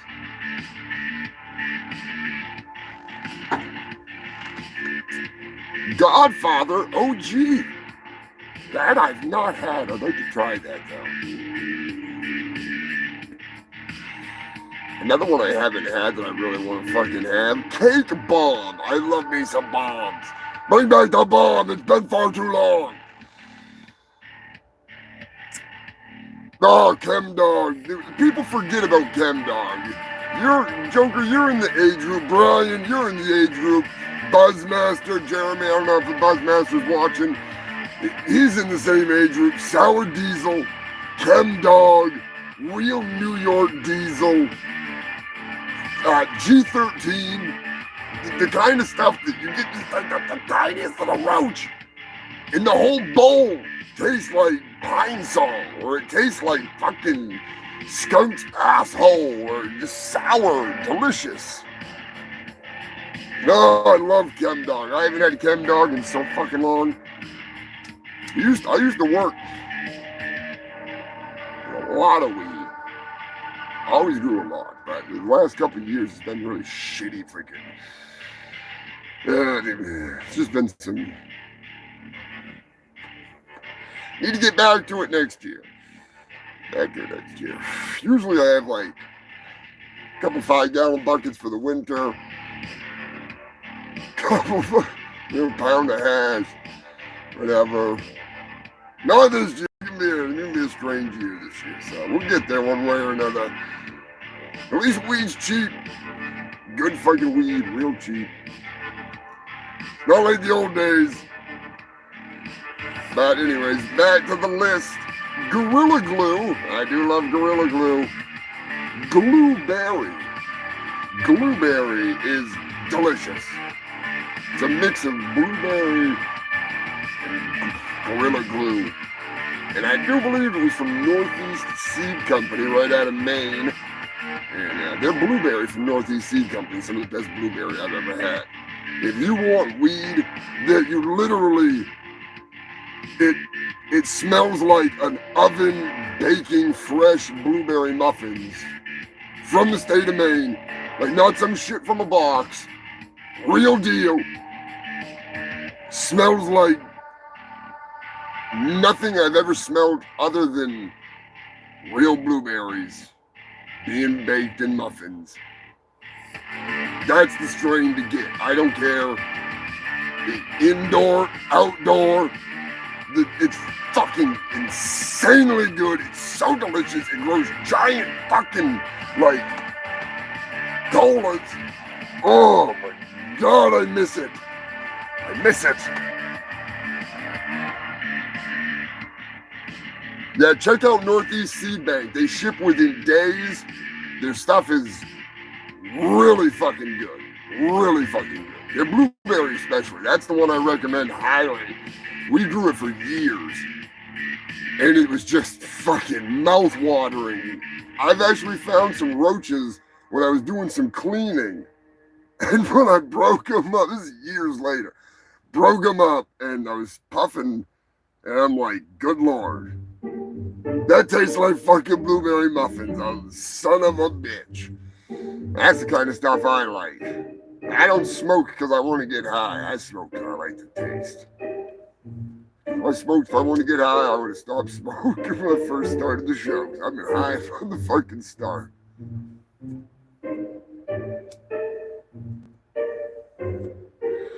What's your favorite strain, human filth?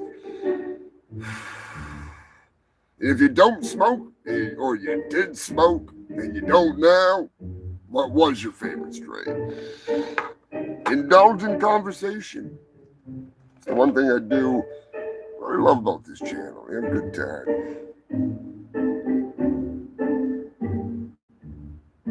Strawberry Blue. Yeah, we used to grow, oh God. It was Green Star Killer. Freaking headband. Freaking, oh my God, I can't even. Grapefruit Diesel. Had to try and think of it. We used to have so many fucking trains. Freaking Tangy Ghost OG. We did that a couple times. We used to have so many fucking trains. I worked for a private grower, Old Navy SEAL, and before he lost his fucking mind, oh my God, the stories. This guy, he hated Steven Seagal too. He hated him, but he defended his Aikido. He defended his Aikido, and this guy was Vietnam era SEAL team. SEAL team, was it 2 or 3? He was. I've seen the pictures. I've seen all of his shit. It's all real deal, and the stories he'd tell us. He was in Afghanistan in the 70s working with the Mujahideen and shit, trying to do that crap. And he loved the hash that I made because it was like the stuff he had in Afghanistan, and it made him talk a lot. He never would tell anybody anything. And then we got it. My brother freaking get them all baked, and the stories would get flowing, and holy fuck balls.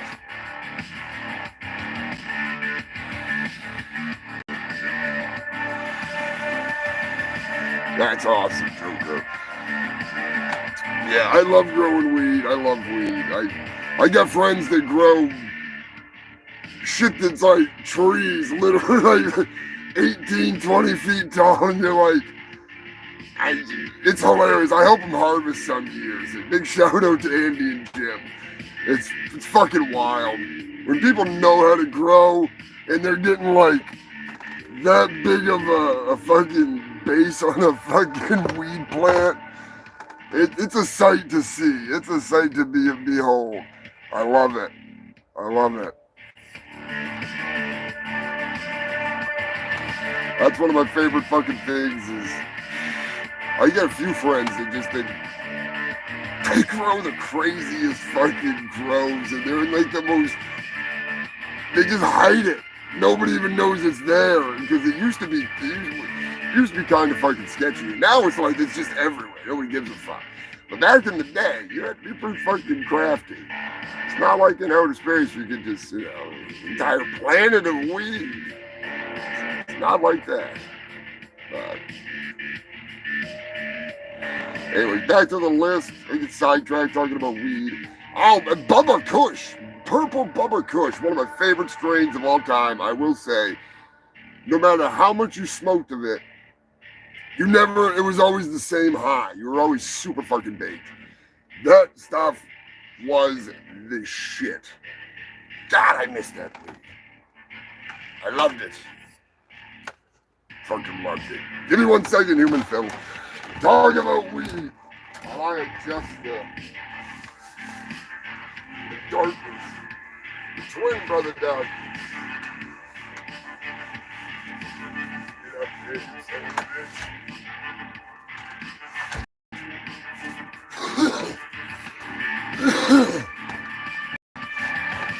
There we go, back to reality, if you can call it that.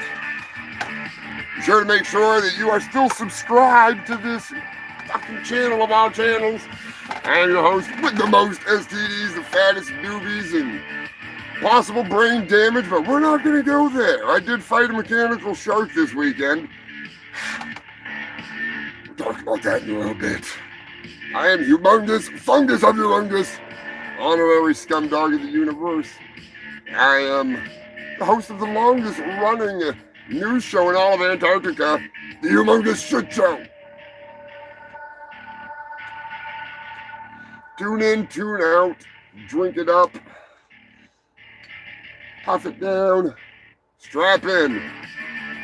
We're getting back into the fucking news.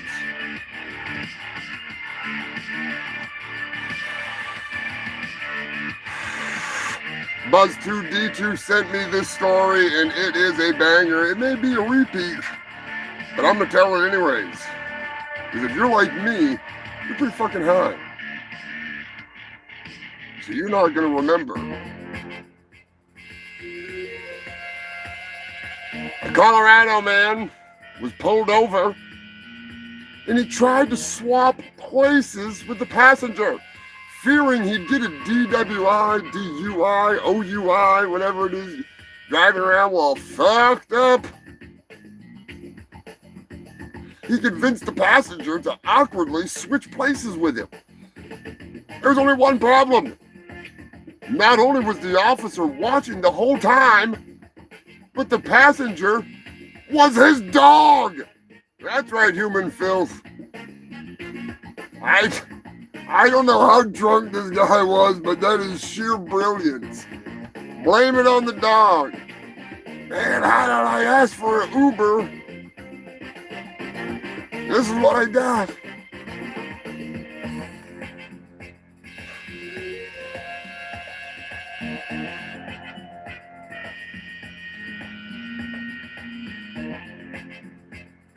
Cantaloupe haze. I like the hazes. Those are good. That's a good fucking family. Silver haze. I prefer Kush. The fucking Kush families. I really fucking love them. Although I have been getting blue slushies. I don't know what's in it, but it tastes really fucking good. Mimosa cake. I like the cake strains too. The cakes are really fucking good. Fucking good.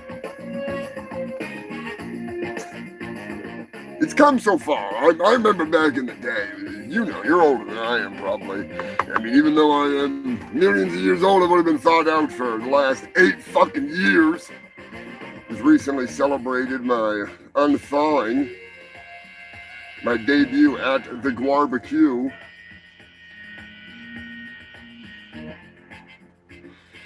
Smoked a lot of weed at that time.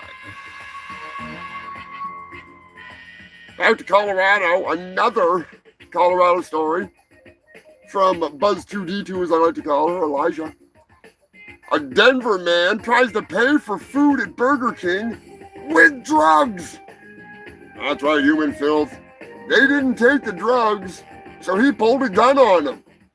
In a brilliant move, he then fled the scene and was apprehended later for shooting at other people. I'm sure he's trying to pay them with drugs too.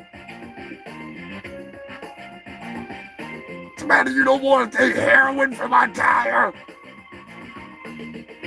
I had a needle in my tire, so I gave you heroin to fill that needle. Or something along those lines. I'm not really sure.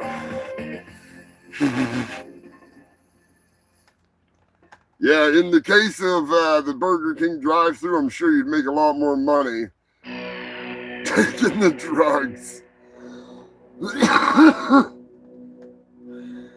Oh, shit. I've actually sat at the drive-thru multiple times and just sat there smoking doobies with the fucking people in the drive-thru. There used to be there's a McDonald's right next to the bar my brother worked at. And, I just pulled up to random drive-thrus burning, and they just fucking, people just partake. It's fucking hilarious. I love it. Oh, how times have changed. I couldn't imagine pulling up there and like offering them barter. That's ballsy. That's ballsy. That's like bartering with hookers. Anybody ever bartered with a hooker? That should be a TV show. We need to have that as a TV show, you know. They used to have what? Taxi cab confessions. Why can't we have hooker confessions just without the sex? You know what I mean? Just have like straight up hooker talk. Like, I'll give you $20. You sit behind this piece of plexiglass so I don't have to have you even breathe on me. And we'll record this conversation. I think that'd be a big hit on YouTube. I really do.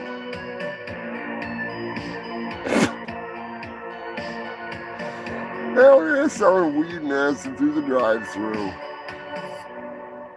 That is fucking hilarious. Yeah, that does not surprise me. That's depending on. I know you're up in Michigan. I I used to know a lot of people that would do that kind of stuff. And nowadays, that's basically, I don't know if you can do it in Michigan, but in the state of Maine, you can get weed delivered to your house. They'll just like drive to you and drop weed off. It's hilarious. Fucking hilarious. I'm not Ubering fucking weed, but it's literally like the dispensary will send a driver if you're within certain limits.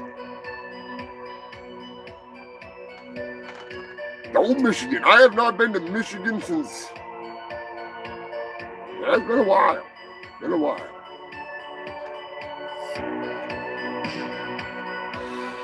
I will say, I'm pretty decent up there. Oh yeah, the man that attempted to pay with drugs and shot at people was sentenced to 143 years in prison. Jason Trevara, what's going on, brother? I hope you and Susan are doing well.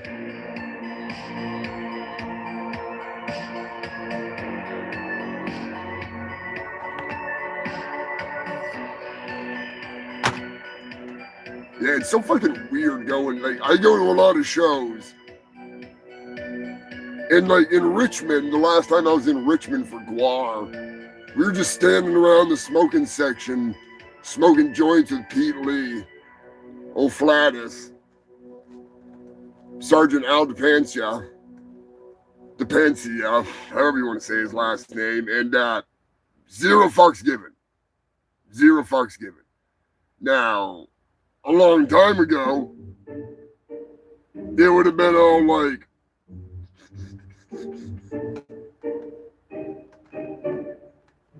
now it's like 9 doobies going around like everybody's just like, boo-hoo, and I'm out there like this, just fucking joints hanging out of my mouth, fucking, oh, smoking, like everybody's like, you smoke gas, let's get fucking high. It's like a family freaking, I love it. It's so crazy how times change so quickly when it comes to certain things. And then in other places, it's still like the same old shit. And I don't know if you're familiar with New York City at all, Joker, but it used to be, you didn't really just stand there on the side of the road smoking one in the city, in Brooklyn, or outside the club, or in the park, or anything like that.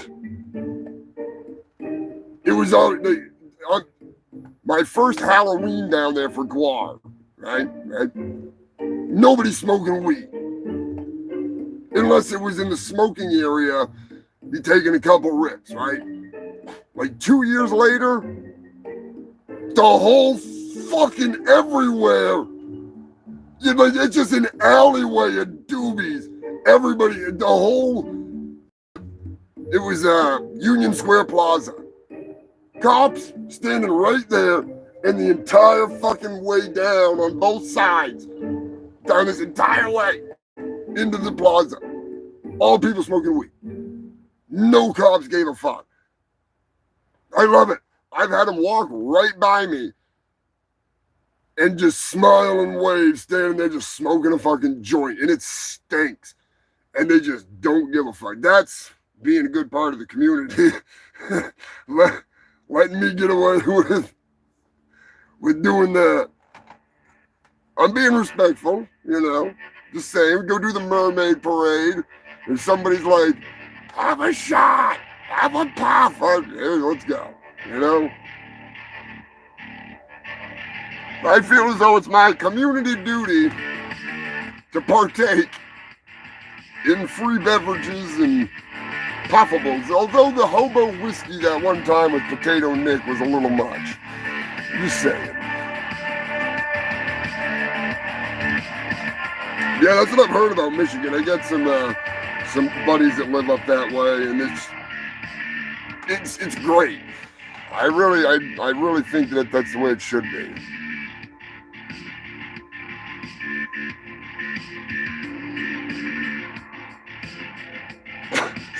Fucking Ramon, oh my God. Oh my God, I'd lose my shit. Oh, fuck. Every now and then I'll be sitting in the porta potty. The porta potty. It's like a TARDIS, you know? It's pretty big inside, but not that big. And I'll just hear sirens in the background or something. And I forget that it's like Brian A. Pern watching Gone in 60 Seconds with surround sound going or something. And I get all paranoid. I'm like, oh, my, they're coming for me.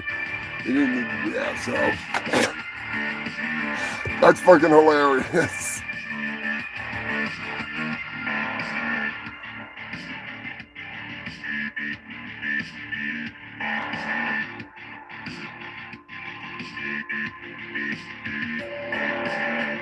Hell yeah, freaking Eddie's got it, freaking easy access. That's the way it should be, goddammit. It ain't hurting nothing. Ain't hurting nobody.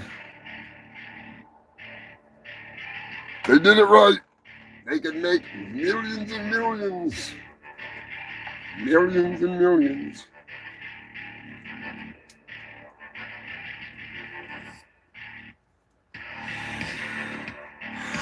Breaking news. Let me get into the breaking news. I got the wrong fucking music going. Of course.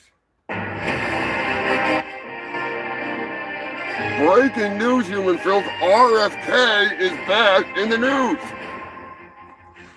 No, we're not talking about the multiple bodies found in the Brooklyn Park.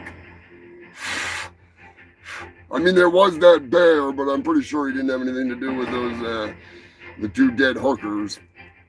So we'll just say, allegedly, he had absolutely nothing to do with those bodies. But a new story has come out. Believe it or not, RFK is in the news because his daughter has come forth with a rather interesting story.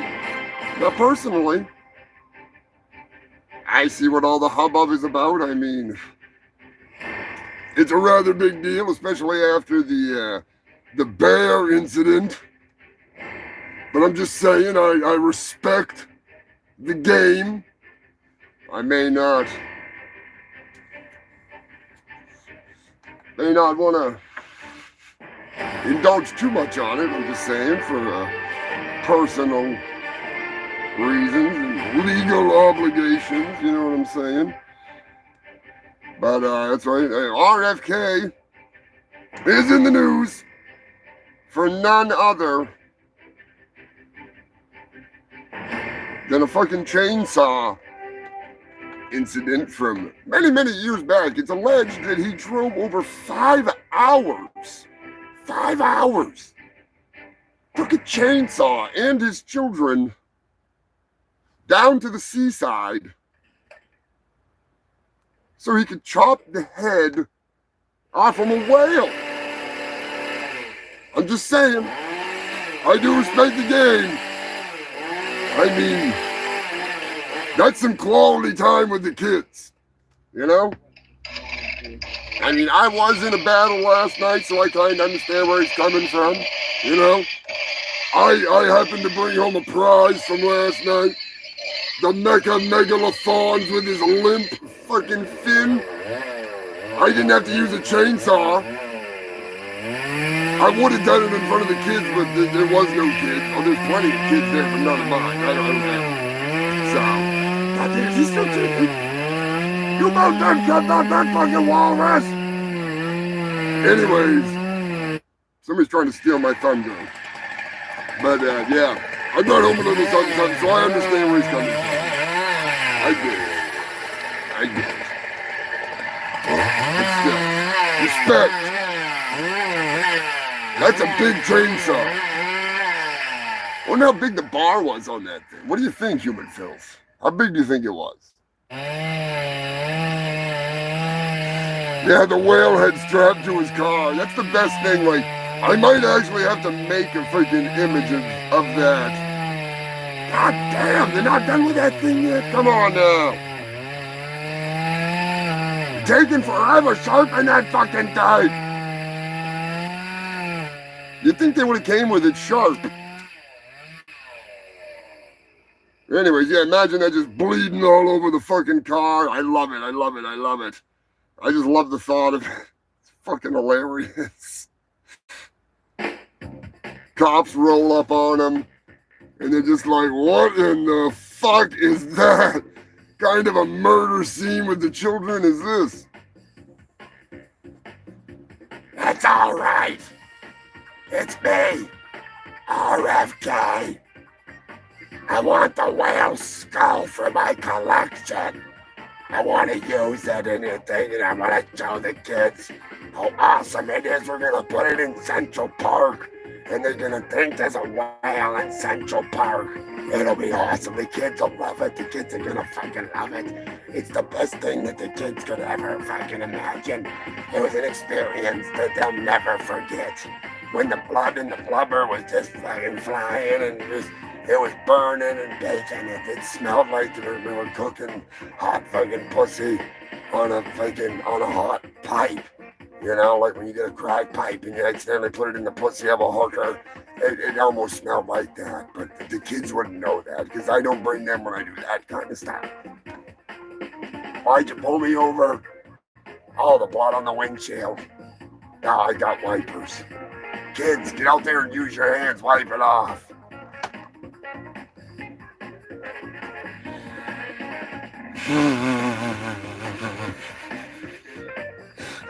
Kids, people giving him the finger.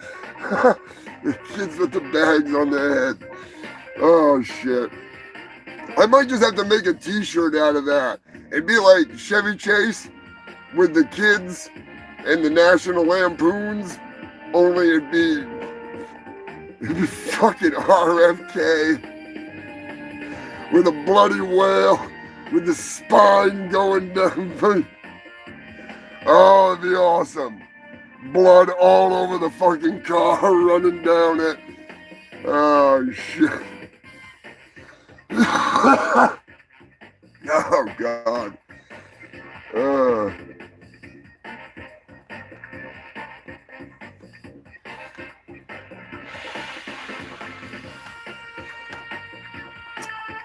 Sometimes I had some pretty fucking decent merch on my old Threadless site.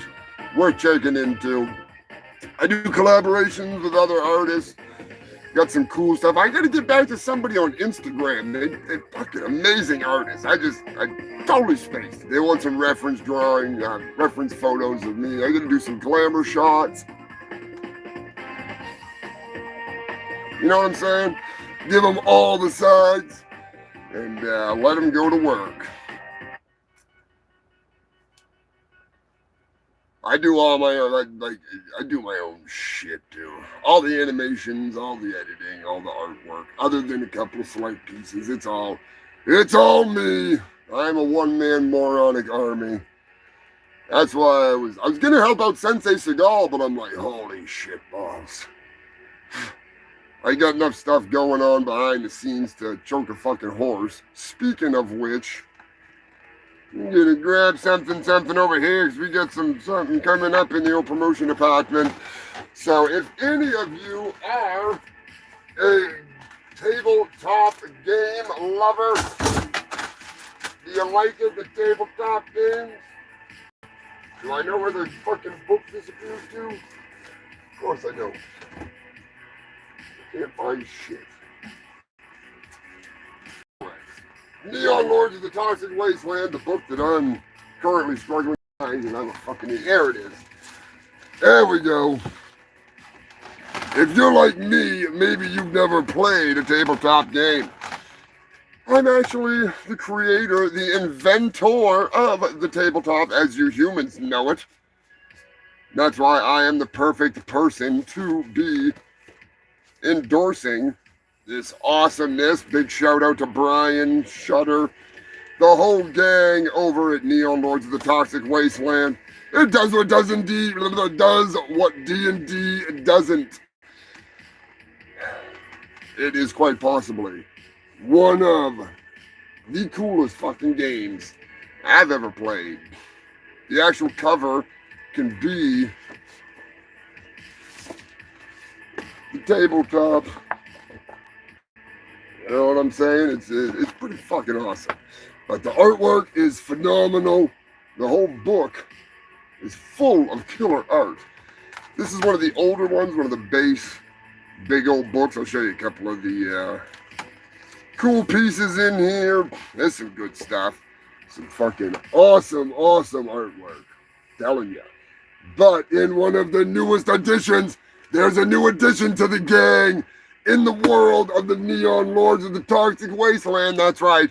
Not only yours truly, but also my fucking brother in battle, my freaking monster on the stage, my brother Psycho Destructo. That's right, Human Filth. Myself and Psycho Destructo have joined forces, and we are in the new game. Believe it or not, it is badass. You can play as me. You can play as Psycho. There's going to be 3D minis. They have some killer stuff going on. So if you want to pick this up, pick up one of the new books, get a hold of Brian. Check him out on Facebook, Instagram, here on YouTube. They got all kinds of killer stuff going on. Keep up to date on all of it. Telling you right now, it is a blast. I'm going to get a hold of him, and we got to do some more live streaming. Last time we played for like 3 hours. And I've never played before. We were playing with Punky Bruiser and Tony Pepperoni and Psycho and myself. And Brian was the dungeon master type deal. And I didn't have to do any math or anything because they know I'm an idiot. It was great. It was great. I left me wanting more. I wanted to play more. And now that I can play as myself, yeah, I'm down. 100%. Also, they've got a new project in the works. I am fucking really excited. A little bit of rollerball action, futuristic, crazy stuff. I'm not going to get into any details. I don't know what's public. I do know that Matt McGuire of Gwell-O is now involved in it, and that is beyond amazing. The same Matt McGuire that stuck my chiseled idiotic face into the Orgasmageddon comic for a little bit of a cameo with Heavy Metal Jesus. Hail Heavy Metal Jesus. And fuck you, Lonnie. The heaven and hell of my show. But seriously, Neon Lords of the Toxic Wasteland is awesome. And I'm telling you right now, what we've got worked out, what we've got tied in, what we got coming up, going on, under the radar, is going to blow your mind. It's going to take a little bit of time, but when that time comes, you're going to love it. So, also be sure to tune in, like I said before earlier, September 28th, Punky's mixtape, The Shred and Slam, is finally coming forth. I make my wrestling debut with my manager, Dirty Diamond Dave. See what the hell happens when the Wolfman, howl, comes out of his coma and comes to kick some fucking ass. I'm telling you right now, it is going to be insane. I'm really fucking excited for that. So check them out on Twitch. Give them a follow. Let's get back into the goddamn news, because I still got a bunch of news. It's not just chainsaws. It's not just fun with RFK. Guys, if you've got Orgasmageddon, then you've got, it's the Mayan apocalypse issue. When they go back in time in the Mayan apocalypse, was one frame with my old ass and Heavy Metal Jesus, and they didn't tell me they were doing that. Fucking Matt, I know Matt, it's an honor. I was there at Slave Pit, and he was working on it, and he X'd out of it and pretended to be working on something else when I was there visiting. I was like, oh shit. Because Andrew told me, he's like, yeah, the fucking Passover pimp said that Matt I almost fucking walked in on him working on it or something. It was fucking funny as hell. They kept the secret, and I do appreciate that, because that was a beautiful shot.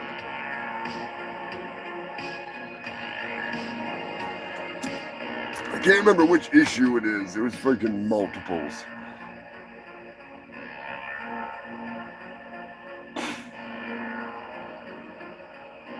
No, they didn't get Jizmac to work on the game. They got freaking Matt McGuire, Cyborg Destructo, one of the head slaves at Slave Pit, him and Bobby.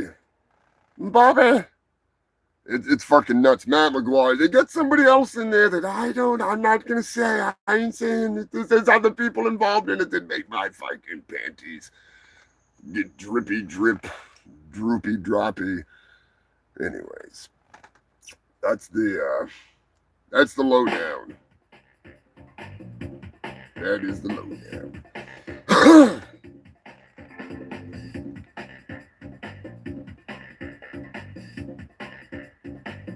Nice. Hell yeah, Joker. I fucking love those guys. That's why I do what I do. They gave me permission to do what Dave told me to do. Dave Brocky is the one that made me a honorary scumdog, titled me a Urungus, said he could hear it in my blood. He was a wonderful man. Happy belated birthday, Dave Brocky. Hail, odorous Urungus. Forever. Never forgotten. The terror of the galaxy, of the universe. May he slay eternally as he sits upon the mighty throne in Scumdogia.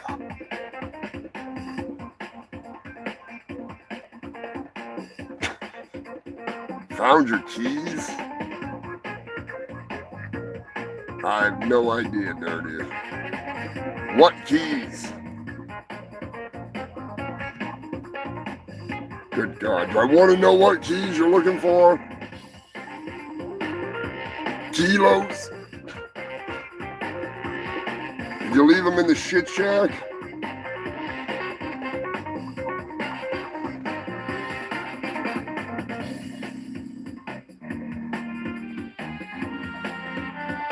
That's awesome, Joker. Back in the early days. Hell yes.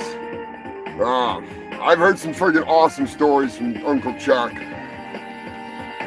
Some of the freaking it's crazy sometimes. The universe is so random. I fucking love it. Oh, Jesus, Dave, you lost your fucking house keys? Brilliant. Oh. I'll take a look around here, but I don't have a fucking clue. Nice, Hello on cassette. That's fucking hilarious. Now, if I wasn't frozen in a porta potty, I would have been right there. It's funny how little that they actually came up this way in the era of my ability to be able to leave the area, we'll say. Yeah, I'll take a look around for you, Dirty. That fucking sucks. I'd say, check the house check the fucking vehicle real fucking good.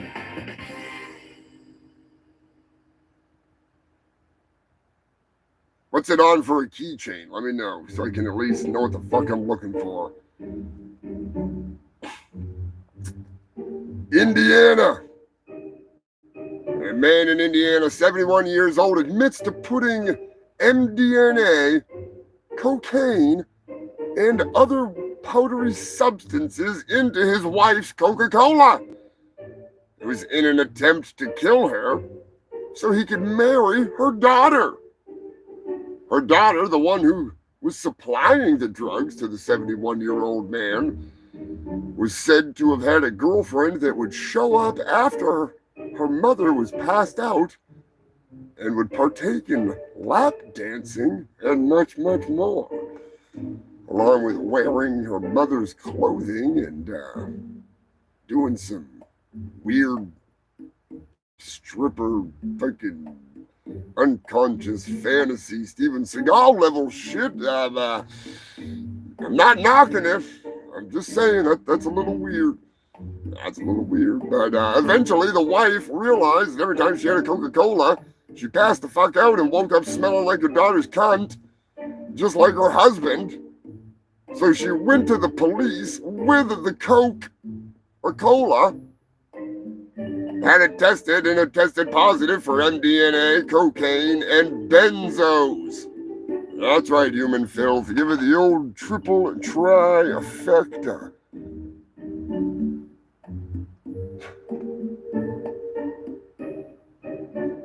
MDMA all day. That sounds about right for Indiana. Looks like a pocket knife. Oh, Jesus Christ. Old fucking Dirty Dave. Yeah, fucking Indiana is right. That's one for the old laugh track. Speaking of partying hard, Steel Panther was fucking awesome. the biggest food fight in the world? Perhaps Spain. That's right, Spaniards. La Tomating Festival. Whatever the fuck it is. It's awesome. I'm just saying. They basically bring in 1,000... Is it 1,000 pounds? Or no.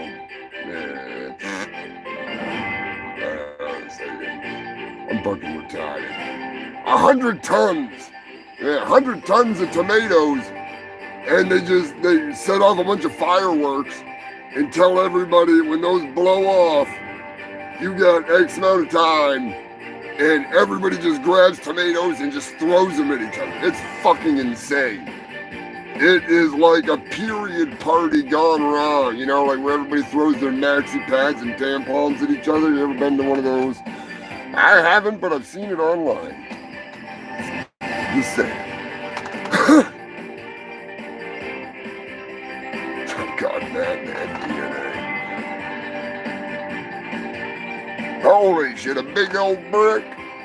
Yeah, we used to know somebody that would order this stuff from Las Vegas. It was actually DXM, the dextromorphin, that was in Robitussin DM. And we'd get it in a powdered form from some random person in Las Vegas. And I don't care what they say, that stuff would send you to the fucking moon back in the day. Back in the moon.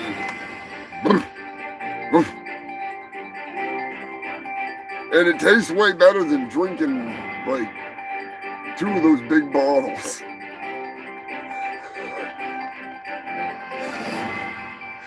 I mean, I like Dimetaff, but Robitussin, that's a whole nother story.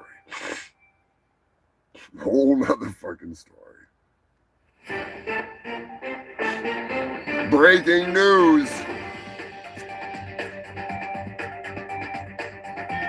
Where the hell was I? Thailand, a famous YouTube chef has been found guilty of murder.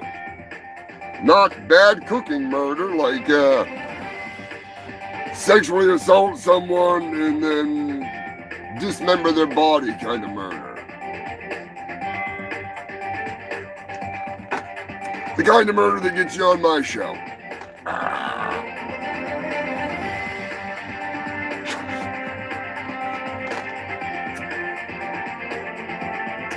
Yeah, evidently the domestic violence had gone wrong.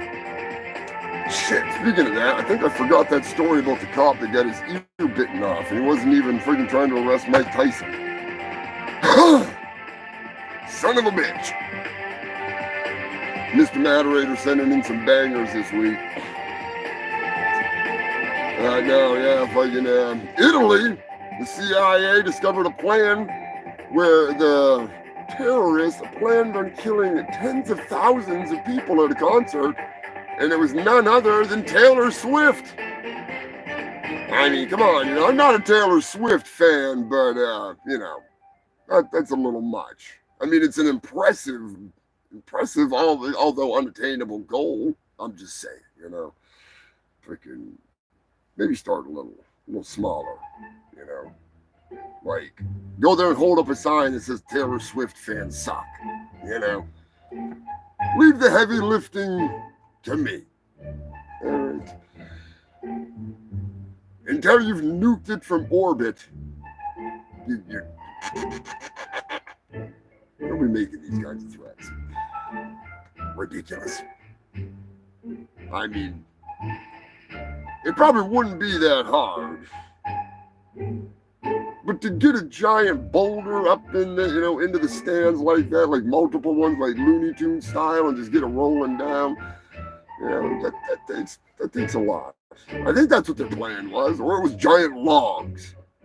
Maybe it was a log. They're just gonna roll logs down or something. It wasn't very elaborate. They were just going for like mass squishy casualties. I don't think they could afford explosives. Or maybe I was reading the wrong article. I don't know. I'm high as shit, so we'll just go with logs and rocks and jokers, anvils. That they can get them when they're going to leave. They're just standing there like with a bunch of anvils, like a chain gang, all coming to them. Logs are rolling by them. That's some Star Wars level shit right there. Those savage friggin' Ewoks. I love the fact that Ewoks eat the stormtroopers. Some people are mortified.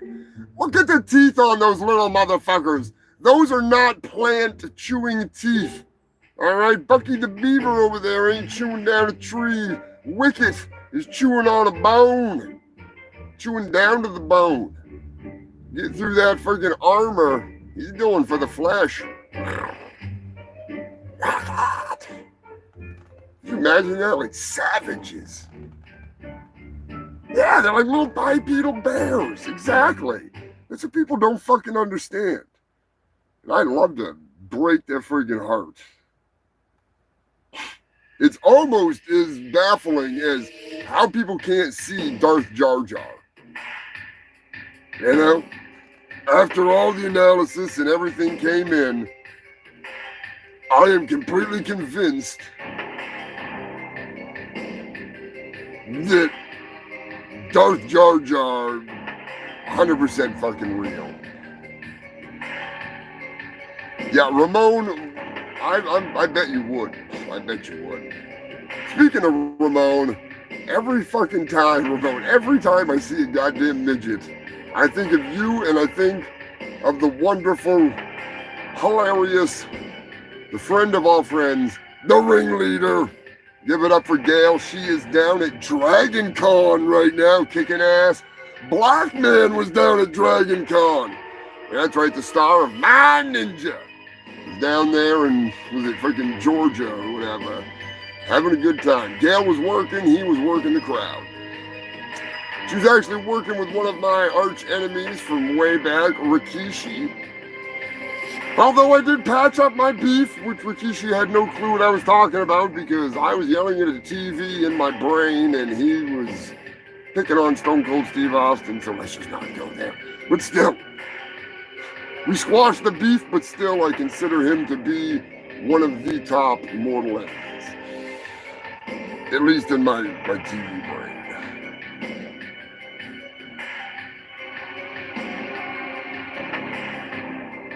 Nice, Jason. That sounds fucking awesome. that sounds fucking great. Getting hunted by Ewoks at night. Jesus Christ. That's like some Predator shit. That is some serious Predator shit. What is that? What is that? What is it? Not the Ewoks! Not the Ewoks! Ah!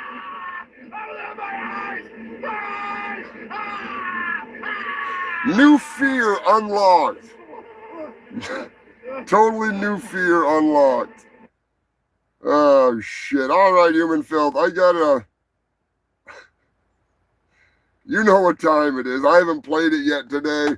I gotta play this goddamn thing because I find it funny. It's not political. It's just silly humor. I did a poll with the freaking human filth, and they agreed that this should be done, so it's done. They were explaining to me, you can say Kamala, you can say Kamala. I said, don't worry about it. It doesn't matter what I say. I couldn't care less if I mispronounce it or not. Kamala Harris. By the way, there are numerous ways of saying her name. Kamala. Kamala. Kamala.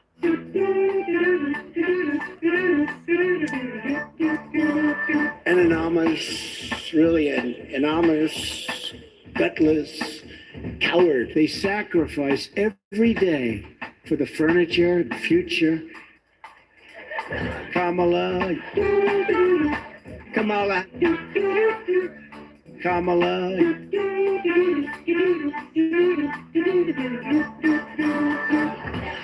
We're a nation that just recently heard that Saudi Arabia and Russia will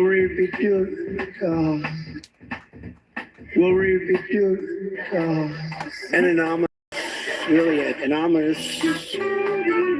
anonymous Kamala.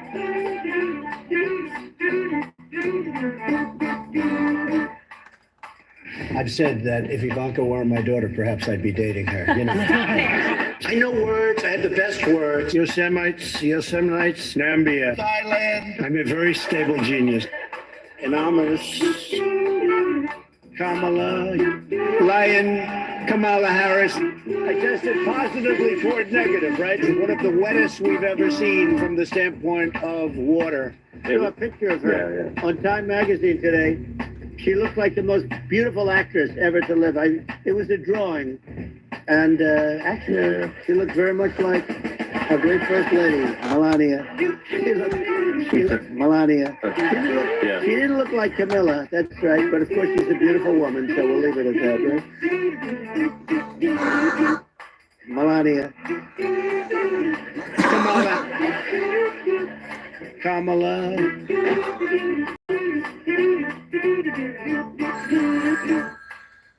Hello? Okay, just a second. It's for you. Kamala.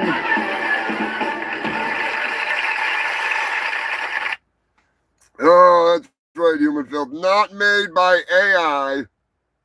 No. Made by the moron that sits before you. Just like everything. And don't get me wrong. The Shady Vance's couch thing, I used an AI program to make his voice from his voice because I can't do a good impersonation of him. I usually do the freaking voiceovers, or I'll have like Brian or Giuseppe or Miss Cherry Delight or Gail. I work with the Fungal Freaks. I miss working with Dolly. She was awesome. But anyways, we have a whole hell of a lot of fun. Make a whole hell of a lot of crazy shit. I could care less about politics because they all suck. Unless they're sending me a check.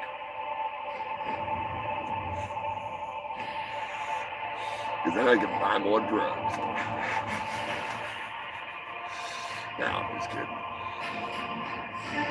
I steal copper just like anybody else. Speaking of copper, sorry to my manager and to Jew for making him wait this long. He didn't even see this part. I wish you could have seen this part because this would explain the big old in the Richmond area. A copper thief was cutting into some copper. Evidently, they were in a vault of some kind that had become flooded, and they had makeshift, shitty platforms and all kinds of stuff set up. And long story short, somebody fell into the water, which somehow had become electrified, probably from them stealing the copper that was in there, the copper wire. And it was a big old kaboom, which took him out. It took a whole fuck of a lot of people to get him out of there. About the equivalent of trying to get a 500-pound woman out of a house without removing the roof. No, he didn't spark a gas line. He actually, blew himself up. He was somehow, I don't know if when he went into the water, he grabbed onto something and it shorted out a transformer or whatever, but it blew the fuck up. It didn't blow him up. I was being a smart ass. But yeah, he was fucking smoked. And not as smoked as that snake a couple weeks ago that took out like 15,000 people's power.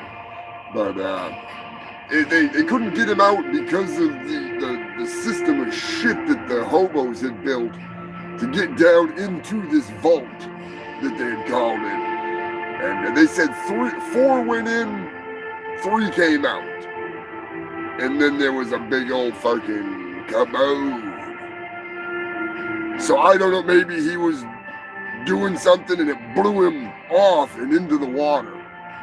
You know what I mean? That was kind of my first thoughts, was from working with electricity and pissing on electrical fences and here and there, and it's kind of fun sometimes, it will blow you back if it's enough electrical force. It'll fuck you up. It'll blow your dick off. So I'm guessing that he cut right into like a main fucking line and just light him up. He got lit the fuck up. Lit the fuck up. Man, I haven't listened to this one in a while. I'm going to torture you filthy humans with another one of my stupid mashups because I'm in a WWE kind of mood. What is happening? No, ma'am. I'm finna tell my side of the story because she already told her side of the story. What happened was I drove all the way up here to get a plan B. Unbelievable. I'm still in a state of shock right now. And I like to come to this store because in my neighborhood, they always locking the plan Bs up because people keep stealing them, like me. What? This store, I can steal as many plan Bs as I want. What? And I'm only saying it on the camera because I didn't steal it. What? So when I go in here, I come and get a plan B at least every other day. Why? Tell me why. I need one every other day. I don't want any more kids. What? I walk inside the store, right? What? Reach up there, try to grab it, and then the lady yelling in a wheelchair. Acknowledge me. She on the little owl talking about don't grab it because the associate is about to help her. Get up What? and get it yourself if you want it. I'm not finna not get the very last plan B on the shelf just because you can't walk. You have no soul, you son of a bitch! Like, I'm not doing that. What? So I told her what I had to say, like you should have got up and got it, or you should have got a stick or something. What? Knocked it down. That's What? the reason I didn't go to jail is because the lady came, rolled over my toe, and I'm just like, oh yeah, I'm finna do her in. Like, I'm finna just do this. I did not know people in a wheelchair, upper body strength is so strong. That lady pulled me down to her level and started doing my head in. You son of a bitch, don't you hear her? Don't you hear her? That is so embarrassing. Don't do this. Please, don't do this. What? That lady pulled me down to her level and started doing my head in. And no, I didn't steal before you said I didn't have a chance to. What? Yes, she got the last plan B. What? But I don't know. I didn't go to jail, so I don't know why the news is out here. But What? I didn't bully nobody in a wheelchair. She beat my ass. What? That's just how that went. You crossed off to the title, you bastard! Yes. You son of a bitch! Why? Tell me why! We really don't know what we're dealing with here, man. And I'm just kind of a little worried about locking up here. It's so right. Because we just might blow the whole planet up, you know. Everybody knows that Hulkamania is the strongest force in this universe. Every now and then you just gotta listen to that and know the world is that much better because that exists. When my moderator sent me that video of that chick talking about getting a plan B every day so she can get an abortion every day, my first thought was, she's gonna have a short life, but more power to her. My second thought was, that's some WWE level drama right there. I had to do it, and I'm so glad that I did. It was one of those last minute edits where I was like, the freaks need to hear this.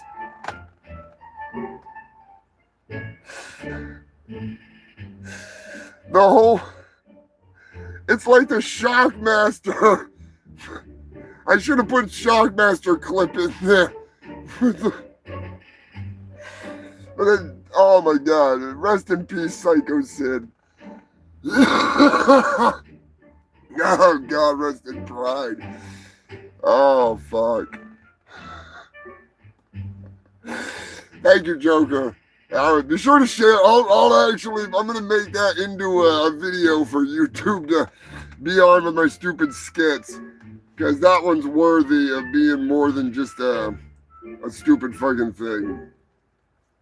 Oh man, I miss the days of sending Dolly Dearest out on the road and the shenanigans of her getting in trouble. That was some good times.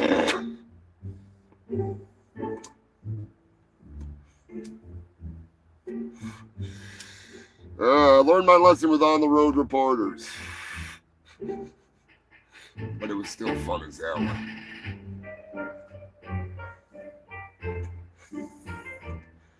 I hope you're doing well, Dolly. Wherever you are, whatever you're doing, my dear.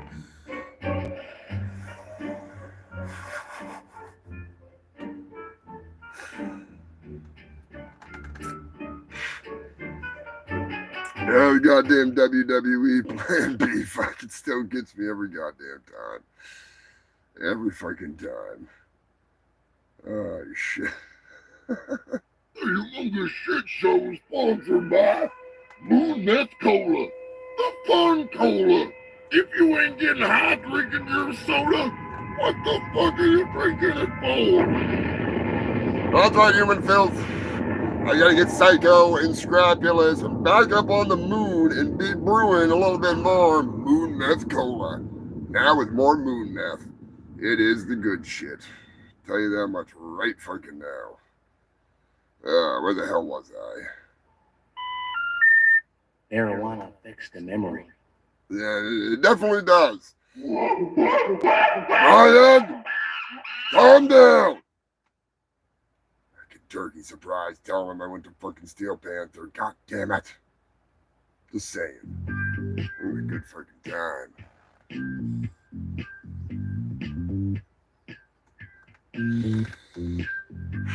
Before the end of the show, I need to play my Trump remix. I think that's one of my best remixes. That shit was fucking funny. The My Ninja remix is some good shit too.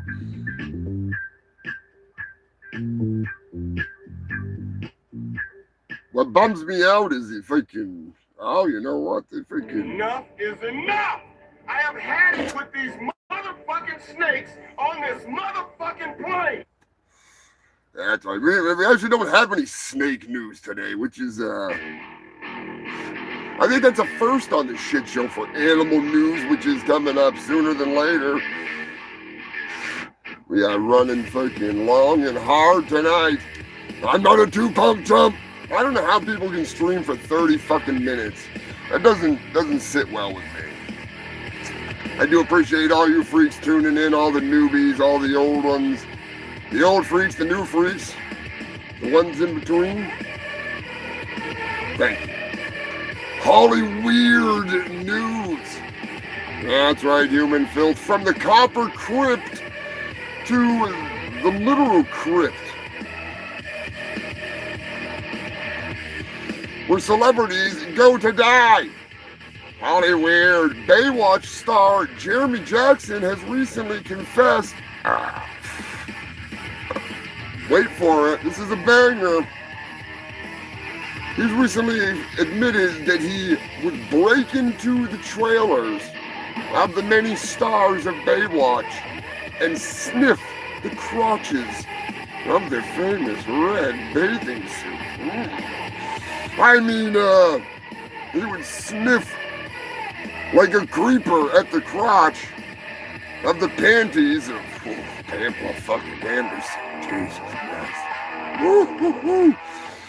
He was like 14, 15 years old, you know what I mean? Maybe 16 at the time.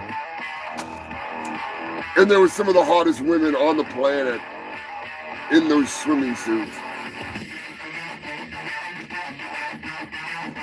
One of his fellow co-stars, whose vagina, he happened to be sniffing the salty sea clam scent of, said she has no problem with that.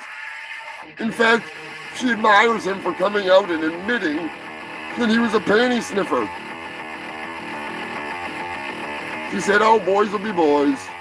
And those boys will want to sniff my panties, at least back when I used to be sexy. I mean, they probably still sniff them now, but still. Big shout out to Jeremy Jackson. What I want to know is, did he ever accidentally break in and sniff David Hasselhoff's man thong? His banana hammock. You know damn well Hasselhoff had one of those underneath his red signature shorts. Maybe he went in there late one night and realized, ooh, that smells like hamburgers and German sausage.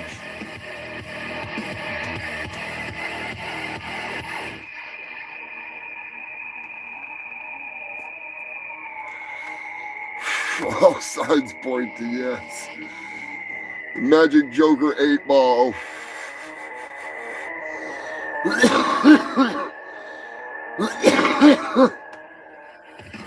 I had a blast today over on Sensei Seagal's channel, even though there wasn't an imposter Sensei Seagal. Let it slide this time. Maybe it's just a coincidence. Always a good time over there. You're gonna check out Sensei Seagal. He is a fucking riot. You check out Red Eye Reviews. He's another good one too. I was actually watching a thing about Thunder in Paradise when I was getting the news together today. Red Eye put out a video with Thunder in Paradise today with the old Hulkamaniac. Or should I say the brother? He's everybody's brother. Maury Povich will tell him he's not the brother.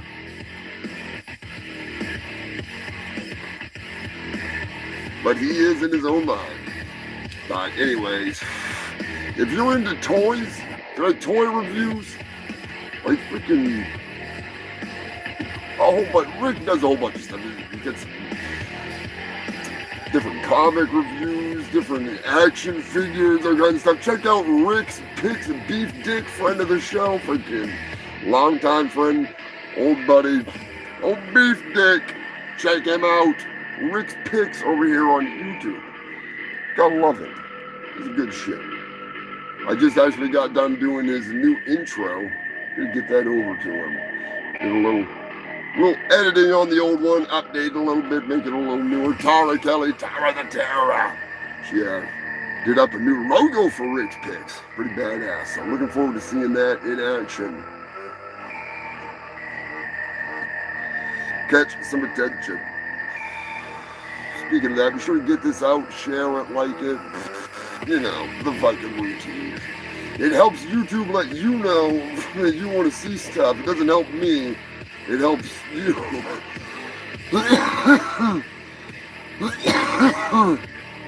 One thing I learned a long time ago.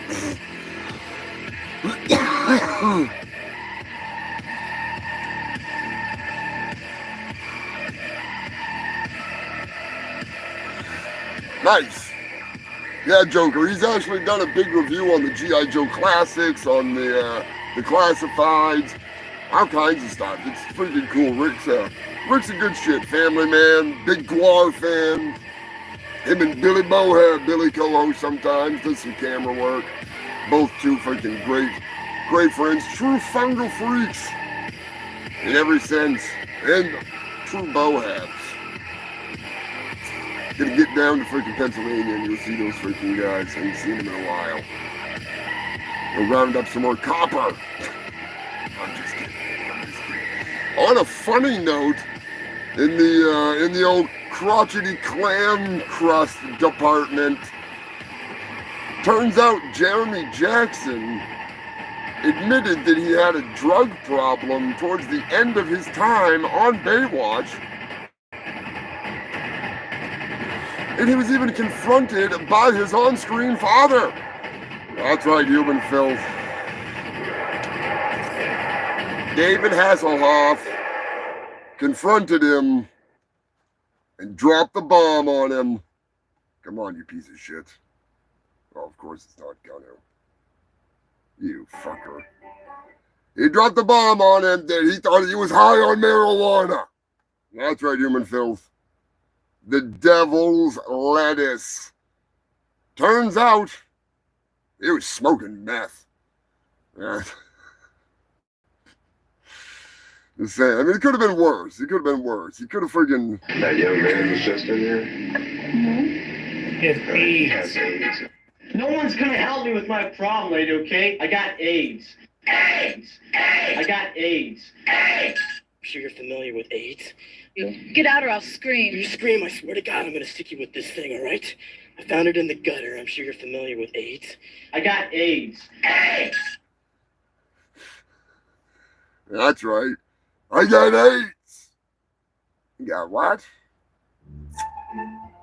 Oh, Jeremy Jackson. I shouldn't make fun of him, but still.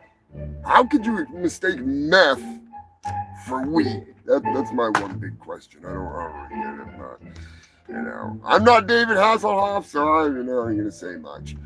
David Hasselhoff was probably so freaking drunk on hamburgers. He didn't even know what the hell was going on. Now imagine this. Imagine in a perfect world. And I had all the time in the world. Speaking of which, before I say what I was going to say, Eddie, I'm going to check out what you sent me, if that was your friend's band. I can't remember. I've been on the road, doing the band thing and doing the sitting at home pretending to not be at Steel Panther thing. So, yeah, I'll get it checked out. It's been a busy week. But could you imagine if David Hasselhoff had not got the role and they had picked another man such as Sensei Seagal to play the role of Mitch Von Malibu?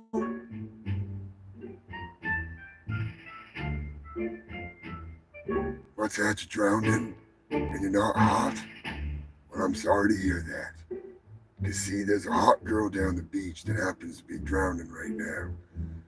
Or at least she will be when I drag her out there and take her top off and sexually assault her and then rescue her and give her mouth to mouth. I'm just saying.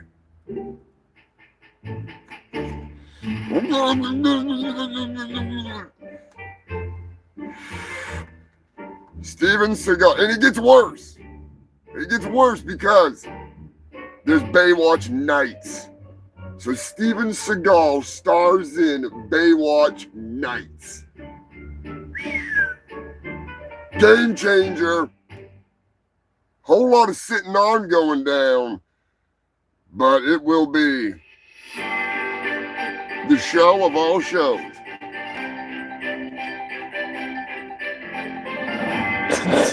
Exactly. Mitch Von Malibu.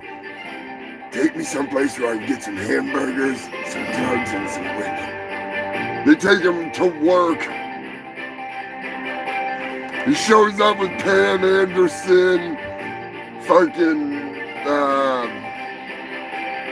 what's her name there? She was in Three-Headed Shark Attack, freaking, Carmen Electra. Carmen Electra was on there, wasn't she? There were so many women on that show. Yeah, the further it goes in, he like never leaves the tower unless it's a woman that's like super hot. And then he just floats out there and he becomes the life preserver that rescues her. Because he can't sink. It's impossible. The man is unsinkable. Unlike Mitch Van Malibu. Mitch Van Malibu may have taken down the David Hasselhoff may have taken down the Berlin Wall single-handedly with one song. But that does not mean that he's unsinkable like Sensei Seagal.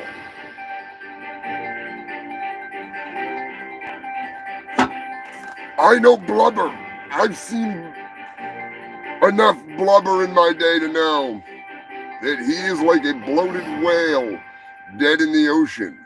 Just, and when sharks come by, he just Aikido chops them. And they just swim away. Swim away.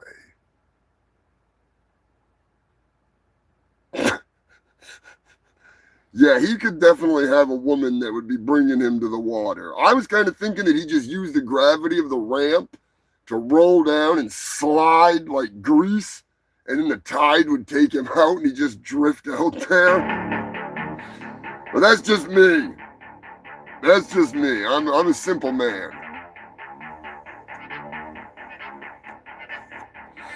Speaking of a simple man, I'm the kind of man that appreciates a good story. That's why I go to the Philly fam once again. A Philadelphia man who was over the age of 40 years old was caught in bed with an 18-year-old woman. Her parents, not impressed by the age of the man that was trying to go to Pound Town, lit him on fire and then shot at him as he dove out of the window.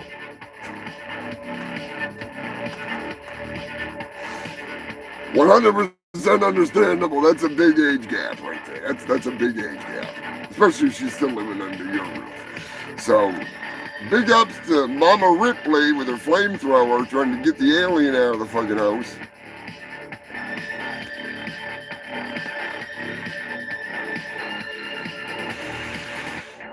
I mean, I don't know. I thought it was a crackhead or something. The man was said to have survived with burns on his back, no bullets actually hit anyone or anything. And I'm pretty sure they arrested the parents for just going ape shit. I mean, it's like, that's going medieval on his ass right there. That's like tar and feathering that fucking guy. Oh, man. If they would have just ripped open a pillow and thrown the fucking feathers on his back and then lit him up, because they threw some kind of flammable liquid all over him, so... I mean, who has a cauldron of flammable liquid just sitting around waiting for somebody? Besides me, you know? Now, what would have been great if they would have grabbed the wrong thing and it was like a piss jug? They just like throw a piss jug all over him. And it's like her dad, the trucker's piss jug. They've been there for like 6 fucking months that he forgot about. And it's just like Ray from Trailer Park Boys level of depravity, which is awesome. Oh man, that would have been great. That would have been great. That guy would have never got away. It'd smell him from here to the other side of Philly. And it might have lit on fire too. Just saying. It's some serious.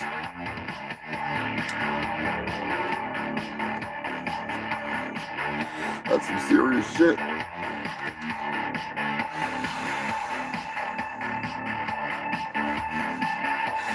I've seen it happen. The old rancid piss, whew, piping hot. Now that's a hot date, I'm telling you right now. Getting caught on fire, diving out of a window with bullets flying by your head. Tinder be wild.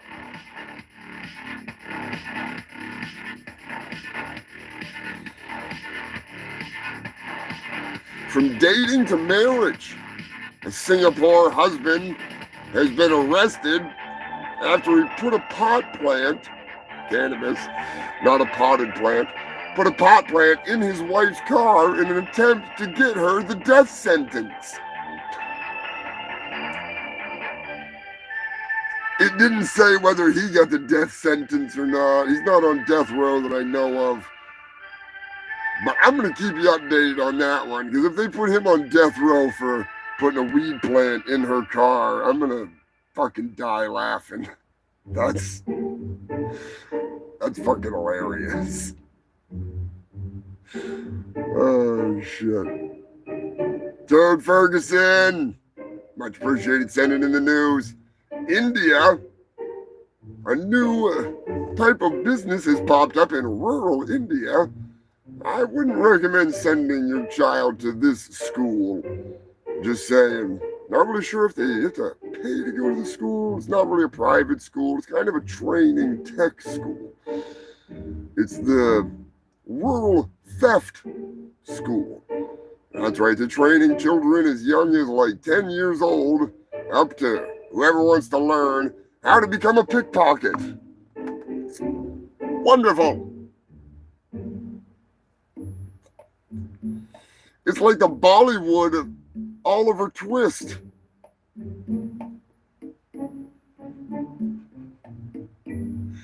Oh, what was his name? Rufio? Oh no, that was fucking Peter Pan. Fuck was the old guy's name? Damn it. They're too high. The old man that taught all the fucking kids. They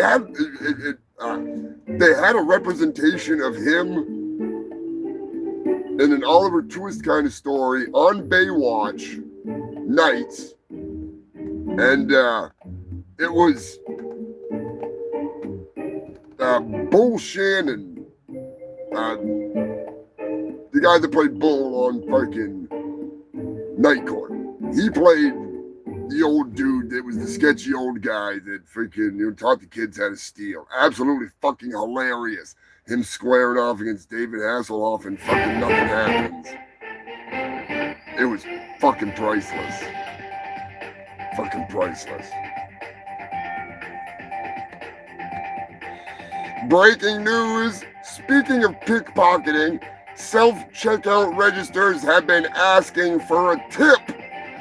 What the fuck are you gonna tip a robot for?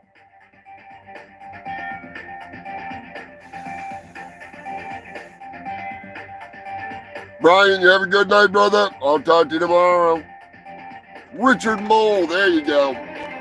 Bull Shannon, Richard Mole. I grew up fucking on Night Court. I'm just high as hell. He actually played the, not the Artful Dodger. That was the kid that was stealing the shit. Who was the old man that was in charge of all the kids in Oliver Twist? The thief, the head thief. Anyways, Bull Shannon played a similar character to that. It was fucking hilarious. We got a 4-year sentence? Oh, fuck that shit. That's minor. Should have been death freaking row.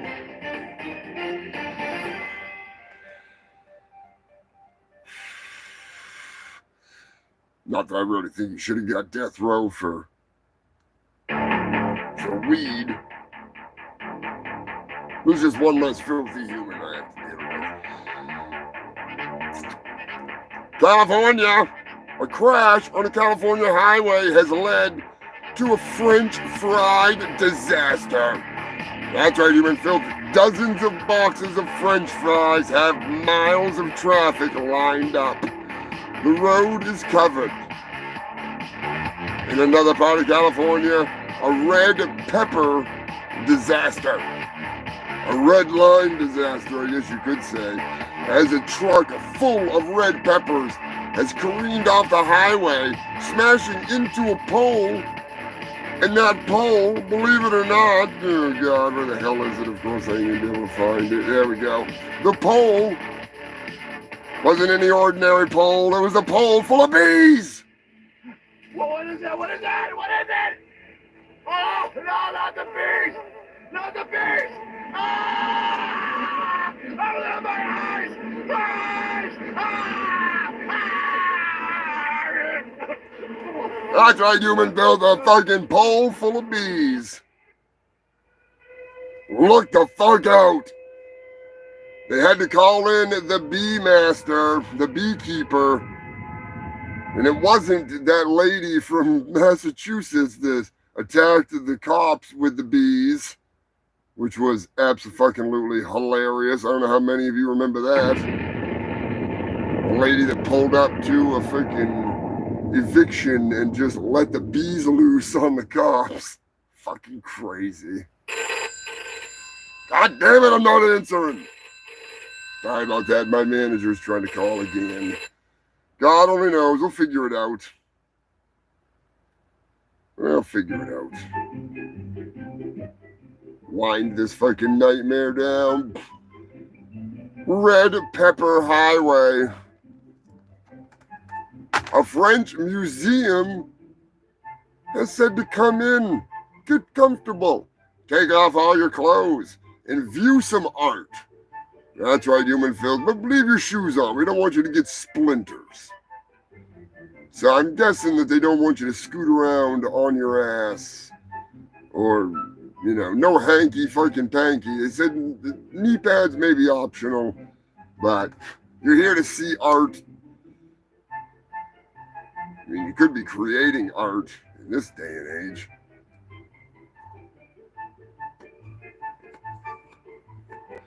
Maybe the splinters in your vagina or in your ball sack could be art.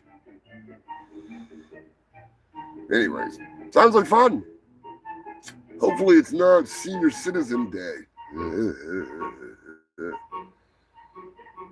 The oldest bottle of cognac has been confirmed. That's right, human filth, bottled in 1669. Holy fuckballs. A Netherlands collector owns this 328-year-old bottle of booze. And I'm not sure if they drink it or not, but it looked like it had the lid off from it. So I'm sure they've dabbled in it. And one of their children has most definitely taken a few slugs and filled it back up with a little bit of water and a little bit of food coloring. You know what I'm saying. It happens. Still. Israel, a 4-year-old accidentally breaks a 3,500-year-old jar in an accident in a museum. Now, allegedly, the child and the parents were so mortified that they fled the museum hastily. But they want them to come back. They're not pressing any charges. I don't know if they want to give the kid a proper tour or whatever, but it was actually a vase, one of only a few, discovered completely intact in an archaeological dig from the Sumerian era. It was found right next to the Necronomicon, Ex Mortis, aka the Book of the Dead. Or at least that's what I heard. The last part. The other part, the Sumerian part, that's 100% confirmed. The book thing, that's still up for freaking debate.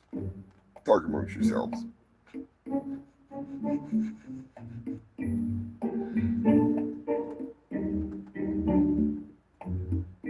Update. Oh boy. Oh boy. Oh no, wait. That's okay. Never mind. That's animal news. So I was wrong. It's not. Well, it's an update for animal news. So we'll get into the animal news because that's the end of the normal news. It's a normal news. Just saying. Fucking Atomic Wedgie. Be sure to check out the Atomic Wedgie video, The Adventures of Billy Hill. It's a real deal. It's a real case. Someone killed their stepfather with an atomic wedgie. Fucking hilarious. I animated it, and I highly suggest checking it out because it is fucking funny. Just the story alone is hilarious. All right, human filth. You know what time it is. It's time for the horns of war. Calling the dogs of war.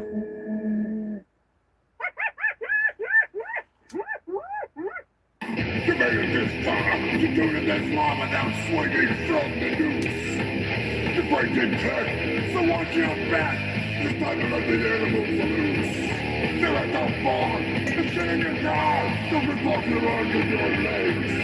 Now you're for more. You come to the bar, but the minions head right through. And it's time for the animal news. It's time for the animal news.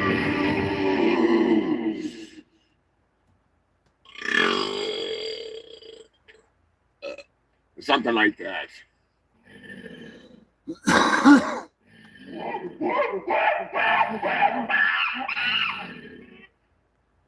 That's right, human filth. It's time. Oops. It's time for the animal news. It's time for an update. For those of you that may not remember, the Russian spy whale, Vladimir, that is, was spotted around Norway. He was a very popular whale. You know, he had the Russian GoPro and shit on him. And God only knows what he was up to. But he was a very friendly whale. He never hurt anybody. He never sank any ships. He's not one of those dolphins that Vladimir Putin fucks. I'm pretty sure he's never had sexual intercourse with Vladimir Putin or vice versa, unlike those dolphins in Sevastopol. That leaked Chinese footage that is in My Ninja proves it all. Kinky motherfucker. Anyways, Vladimir Putin will probably be in mourning one way or another because, unfortunately, Vladimir has been found dead. That's right, human filth. Marine biologists who kept a very close eye on him daily had said that on Friday, he was fine, in perfect health. And he was found dead on Monday. No signs of, ass raping or, any of that fun stuff, but we'll find out soon enough. I think it was some cyanide. Guarantee it. He got too friendly with the locals. Vladimir, or as I call him, Vladimir Putin, didn't take too kindly. Didn't want his secrets getting leaked out. Yeah, Ramon, he may have worked for Boeing, that is for sure. Hold on, I try and avoid that subject. Ain't that some shit? There's some stuff that's definitely coincidence, and then there's some stuff that's definitely, we'll just say that. I live in a world of facts, and there's a lot of facts, and there's a lot of fictional factoids that infest the minds of the interweb. And it's a fun game to play at times, but the whole conspiracy thing, like, there's only one conspiracy that I really believe in recently, and I'm not getting into it, but it was confirmed in my opinion when I listened to the former governor of Minnesota, Jesse Ventura. I ain't got time to plead. Fucking love Jesse. But I'm not getting into that. That's not for here. That's not for now. But I will just say that I was not the originator of the theory. I heard the theory and I looked into it and I was like, because it's not really a theory. It's just somebody was looking at the way stuff lined up and they were like, hey, this could be a 4D chess move. It's nothing other than a simple examination of things that were done at certain times that would line up. And then I heard Governor Ventura talking about doing the same thing. And I was like, wow, that makes sense that this all right, okay. And it's not political, it's just using your brain. But I'm not getting into that. I'm just saying it's the conspiracies around Vladimir Putin fucking dolphins, that's 100% confirmed. Go watch My Ninja. He dreams about it. That's real CCP footage that I hijacked from the Chinese government. Just saying. I did a lot of digging. Okay, I did a lot of digging. That is not superimposed. For those of you that have seen My Ninja, it is not superimposed. I had nothing to do with other than jacking the footage I had nothing to do with creating it. I made none of it. None of it. It's 100% unfiltered, and there's more. It was extended, but I cut it down for my own safety. Because I don't want them trying to claim it when they see it on YouTube. That's not my bag of tricks. That's not my bag of tricks. And give a big shout out to Nikki, and the Genie the alien. I love you, ladies.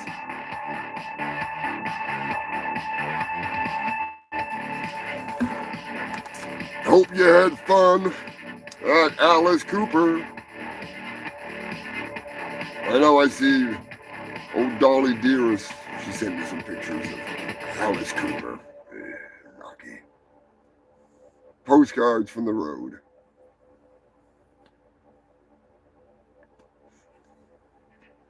Breaking news.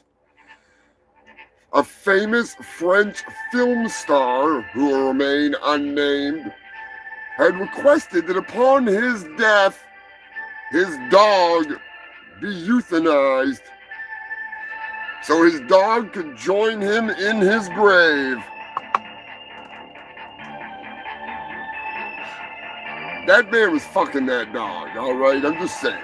He said out of the 50 dogs that he had over the years, that was the one that he had connected with the most. I'm sure you did. I'm sure you did. Pookie. Let me know in the comments section what you think the fate of the dog should be. Should they give it the old doggy death sentence?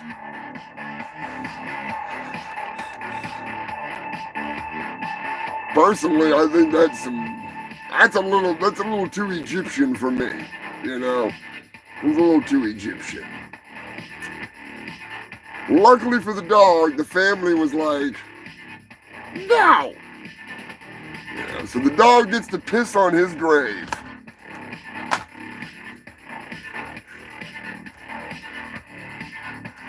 Exactly, Mr. Moderator. Who consulted the dog on this decision?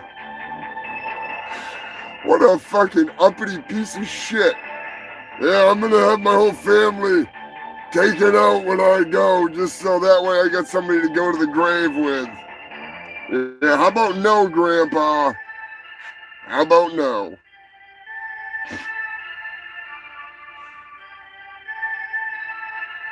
I think the guy was a little crazier than they thought. Speaking of crazy, South Africa is in the news. South Africa is preparing to bomb an island. That's right, bring back the bomb. It's been far too long. Summon your brazen war chariot. Now, the invasive mouse population on an island of albatross have been eating the albatross alive. They say that they will crawl all over them and slowly devour them to the point that they cannot move and get away. So they plan on dropping rodent pesticide, whatever the fuck is that, rodenticide, there we go. It must just be some kind of strychnine or something like that. Good stuff. Yeah, they're gonna be wiping out the mouse population so the albatross don't go extinct. Tara Kelly sent in some news. North Carolina, a possible Bigfoot sighting. Could it be? Trail cam caught a Boise Bigfoot. Personally, I see Sensei Seagal with his winter fur.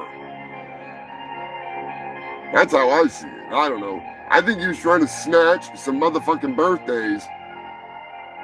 Somebody out there camping, glamping. Came all the way back from Russia. Nobody'd suspected.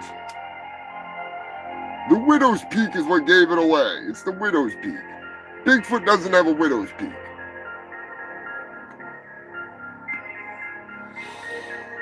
That Bigfoot having, front kicking motherfucker, gotta be friggin' Sensei Bigfoot.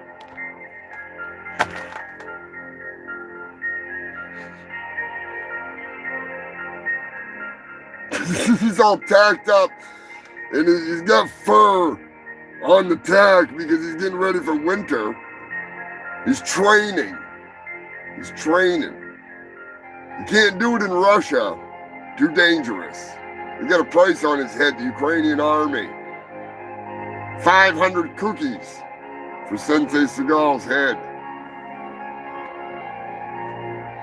At least that's what I heard. I mean, why doesn't Russia just send him to the front line? He could be out there snatching birthday after birthday after birthday. Ain't nobody gonna stop him in trench warfare. Get him hopped up on cookies. Cookies and Aikido go hand in hand. Because the cookies go in the hand goes out and gets more cookies. I cookie keto. There we go. I cookie keto. The newest form of Aikido, I cookie keto, perfected by Sensei Seagal himself. I cookie keto combines the art of snatching motherfucking birthdays, eating cookies, and being the most badass glimmer man on the planet that consists of every race. Now, I had a theory one time, and I'm going to tell you before I get into this story from Brooklyn and get ready to finish off this news.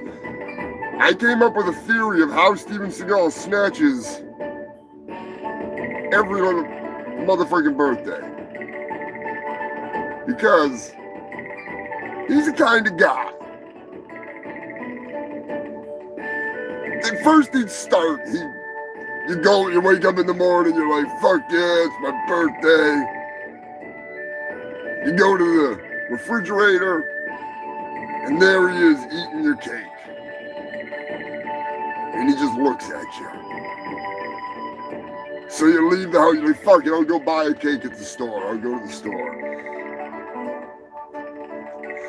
You go to the store, you're at the cake store, there's a guy in front of you. And he's buying every fucking cake in the entire place, every cupcake, every bit of flour, every bit of sugar, everything. He turns around, and it's Steven Seagal. So in a fit of rage, you leave there, you go to the one place you know you can get a cake, you know you can get your birthday cake, you go home, you go to your parents' house. You knock on the door, your mom welcomes you in, happy birthday, son. She says, son, before I celebrate one of the best days, the day that I gave birth to you, I have to tell you something special. It may be a little hard, but I have to tell you this. I'm divorcing your husband, and I want you to meet your new stepfather. And out steps Steven Seagal, carrying the last slice of your birthday cake. And as he eats that slice of cake, he slowly stares into your eyes, eats the cake with the same lips and the same tongue and the same mouth that he has licked, sticked, dicked your mother with. And as he licks those lips, he mouths to you, your mom's next.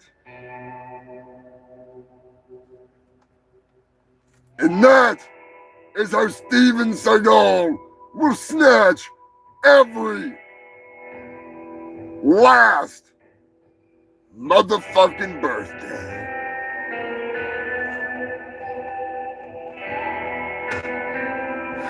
And Kelly LeBron, Dude, I can't believe he married Kelly LeBron. How big is that man's dick? Good Lord. I think quite possibly one of my favorite stories is the one where he walked out of the houseboat and fell into the fucking ocean. And just like blew right into the fucking... Tom Arnold and everybody just let him go. Let him do it. Fuck it. Fucking love it. Oh, shit. That's one thing I really do appreciate about Sensei Seagal's channel. The amount of information and little interviews and shit that he's got with people that have stories about Steven Seagal. Fucking brilliant. Thank you, Joker. Thank you.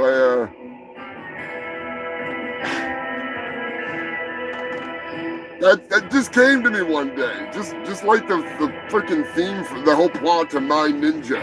I get these stupid ideas, and sometimes I just gotta do it. I gotta make it. It's gotta happen. And that was something that I had to bring up on the show when I first thought of it. I was like, that's how he would do it. He's that much of an asshole that's how he would do it. He would violate your mother. Defile your father. Yeah, I'd love to animate that. That's on my list of things that I really want to just sit down and do just this stupid shit. I love it. Unfortunately, I need to get back to work because I got bills to pay. I've been doing this shit for just the fun of it and the awesomeness of the Ko-Fi donations and the people that do buy merchandise. I appreciate the hell out of it. You are the freaks that keep the show going. I was working for a long time there until I got dubiously and deviously duped out of work and everything. And anyways, big old leak going on in New York City. That's right, human filth. A fire hydrant is leaking. I know what you're saying. What's that got to do with animal news? Well, someone has decided to put goldfish into the pond. It's been leaking for a long time. I can only imagine what it's like underneath that area. It's probably creating a sinkhole that's unimaginably large. It'll probably swallow a couple buildings, which would be kind of cool to see. Gotta be honest. Maybe it'll open up into like one of those Ghostbusters style tunnels down into the sewer. It'll be friggin' what's his name down there? The Vigo. Old Vigo the Destroyer. He's a good guy. I like Vigo. Anyways, someone has defiled the pond, polluted the pond, broken some of the fishy decorations in the little koi pond, which is some bullshit, I must admit. It was kind of cool to see that. It drew enough attention that maybe somebody will actually fix the fucking thing. It's been leaking for a long fucking time. Old Gozer. I do like Gozer too. Gozer's shit. I like those new Ghostbusters movies. I've had a couple discussions on the channel, and I know some people don't like them. I liked them. I thought they were cool. Yeah, everybody's entitled to their own opinion. As my father once said, the mighty odorous Urungus, it's all about freedom in my world, baby. It's all about freedom. You got the freedom to like whatever the fuck you want to like. Don't mean I'm going to like it. Don't mean I'm going to give a shit whether you like it or not, unless it's something that's, deplorable, unacceptable, completely vile in a way that even I'm like, what the fuck is the matter with you? But, and how that goes, that takes a lot, you know. So don't tell me that you listen to Nickelback, all right? You fucking don't do it. Don't go down there.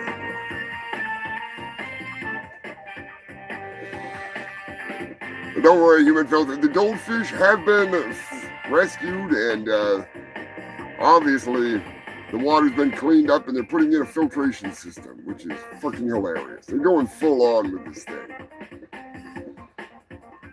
New Hampshire. A bear was recently caught on video breaking into a car through a taped-up window. He was grabbing a bag of chips.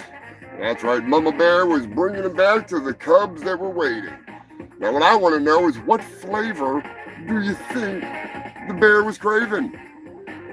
I don't know, but I'm going to take a wild guess. There's probably some Humpty Dumpty barbecue. And now I want chips. Son of a bitch.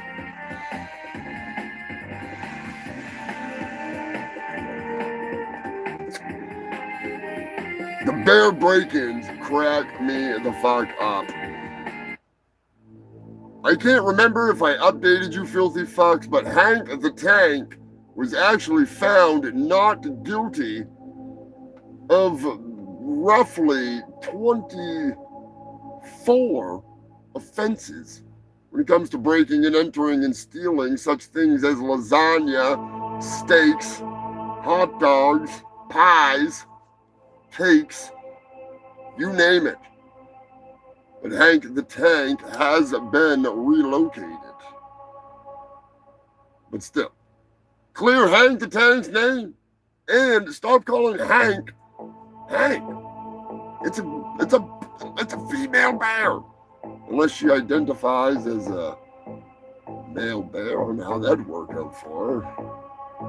Maybe she's a lesbian. A lesbian. I'm pretty sure what they do is they just find the fattest, biggest bears and they just let people assign random names to them in like a contest kind of thing. And then it just is what it is. So yeah, Hank turned out to be fucking Henrietta or something. I don't fucking know. Texas. DoorDash for animals? Officers had to remove a rogue alligator from the front door step of a Texas home. Since alligators are a protected species, no alligators were hurt in the removal of this creature waiting for something to try to dash out the door so it could eat it. Giving DoorDash a whole new name.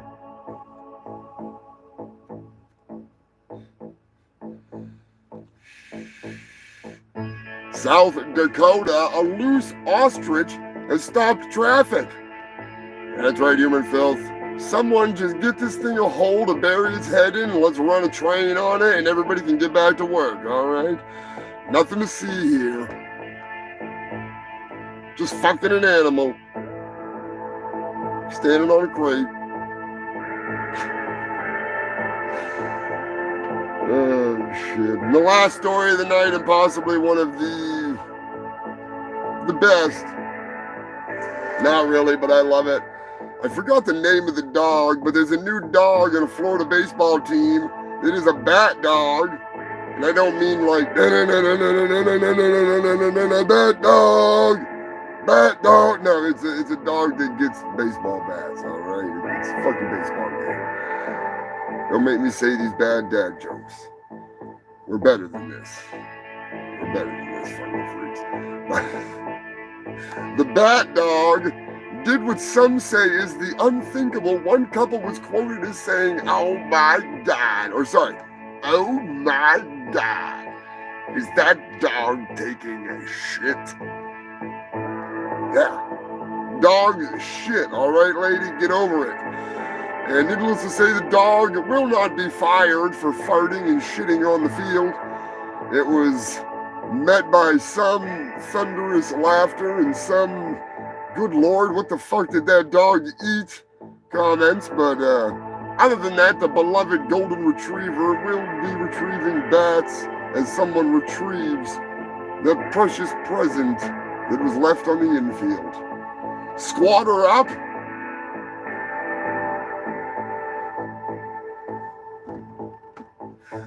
Oh, that's bad. That's fucking bad. Oh, shit. I told you I'd torture you with one song before I let you fucking freaks go. I made this for my ninja because I did a fucking My Ninja remix, and I was like, you know, it's like this song needs to be a reality. Now, if I'm not mistaken, it's on my YouTube because the bass shaman actually played it one night. So here's possibly one of the stupidest remixes that I've ever made, but it worked out pretty good. It's so bad. I am the chosen one. Somebody had to do it. Billions and billions and billions and billions and billions and billions and billions and billions and billions and billions and billions and we had the most beautiful piece of chocolate cake that you've ever seen. Do I hear somebody over there? He's a bad, bad guy. Get him out. Get him out. All right. Get him out. Get him out of here. Get him the hell out of here. Get him out of here. Get out. Throw him out. Get him out of here now. Get him out. Get him out. Yeah, get him the hell out of here, will you please? I want him out now. Get him the hell out of here. Out, out, out, out. Get him out. Get him out. Get him out. Show him to mommy. This guy, he's like a maniac. Mr. Tough Guy. I love the old days. You know what they used to do to guys like that when they were in a place like this? They'd be carried out on a stretcher. They'd be carried out on a stretcher. Carried out on a stretcher. Quiet, quiet. She's asking a question. They call her Pocahontas. I'm in the White House and I was lonely. I was lonely.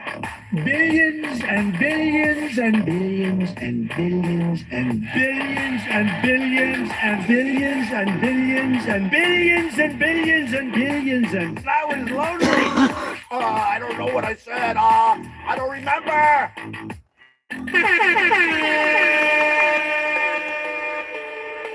Billions and billions and billions and billions and billions and billions and billions and billions and billions and billions and billions and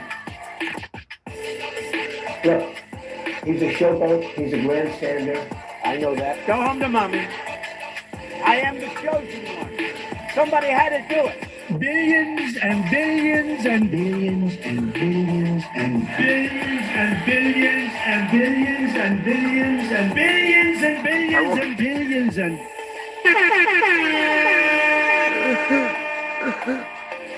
He is preparing for you as we even speak. I smell heaven's bakery cooking up something good for you, sister. If God's got to send a bird, he'll send a bird. Well, hallelujah, hallelujah. And now listen to this. You go a little further. You get the one, God's for you. He's with you. And then the last biggie, God's a showboat. He's a grandstander. Man.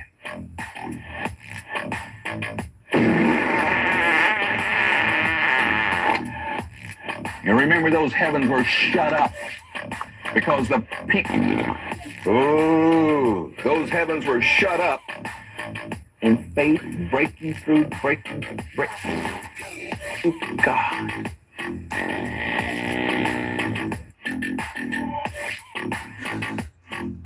so I spent a long time this morning on making my wiener. So beautiful. So shiny. I don't know what I said. I don't remember. Get out of here now. Go home to mommy. Get out of here now. I forgot how absurd this is. I spent a long time this morning on making my wiener so beautiful. So shiny. Human filth. That makes me fucking wonder. Did I put up the My Ninja remix yet? I don't even think I put that up yet. I'm going to have to put that up. That'll be the last thing for the night. Who's the man with the ninja's hands and Maybe the I did. brains of a comedian? It's not Shaft. It's my ninja. Yo, I'm back there, saving mankind, one stereotype at a time. Ain't that some shit? Ninja, please. Tiger's Eye, Shaolin Shadowboxing, and the Wu-Tang The Sword. wiener part's my favorite. Shit's gonna get real. Ninja, please. You for real? Shaolin Shadowboxing, and the Wu-Tang Sword. All right, Human Phil, thanks for tuning in. I do appreciate the hell out of it. Been a long night. Sure to share this shit, get it out there. Spread the filth. I'm about ready to watch My Ninja. It's been a while since I watched it. I got some shit that I need to freaking get into. Anyways, thanks for tuning in, you fucking freaks. Scrapulous, Cankerous, fucking Eddie, Mr. Moderator, the fucking Joker, Beverly, Jason and Sue Trevorrow, the whole fucking gang. All you fucking freaks. Dirty motherfucking Dave, Queen Elizabeth Dave. I'll take a look for those keys. I don't know what the hell you did with them. I hope the hell you freaking didn't fucking lose them. Turd motherfucking Ferguson.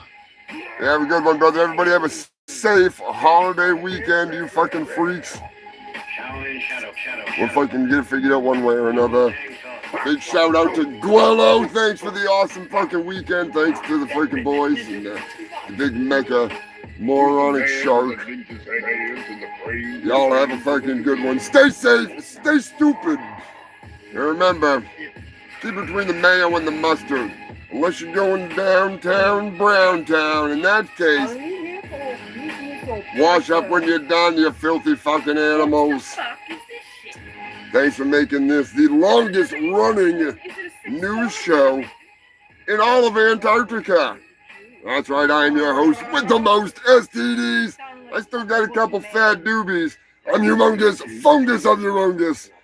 Spreading the trees, smoking the trees and spreading the disease. And it's time to go drop the fucking kids off at the pool. Tell you that much, I get a fucking tickle shit. I'll catch you next week, same time, same place. Look for some fun shit coming out this week. Something here and there. You never know. I'll catch you next time, you fucking filthy animals. I get a piss like a Russian racehorse. So, I'm off to the stalls. Have a good one, you fucking freaks. Where's that goddamn button?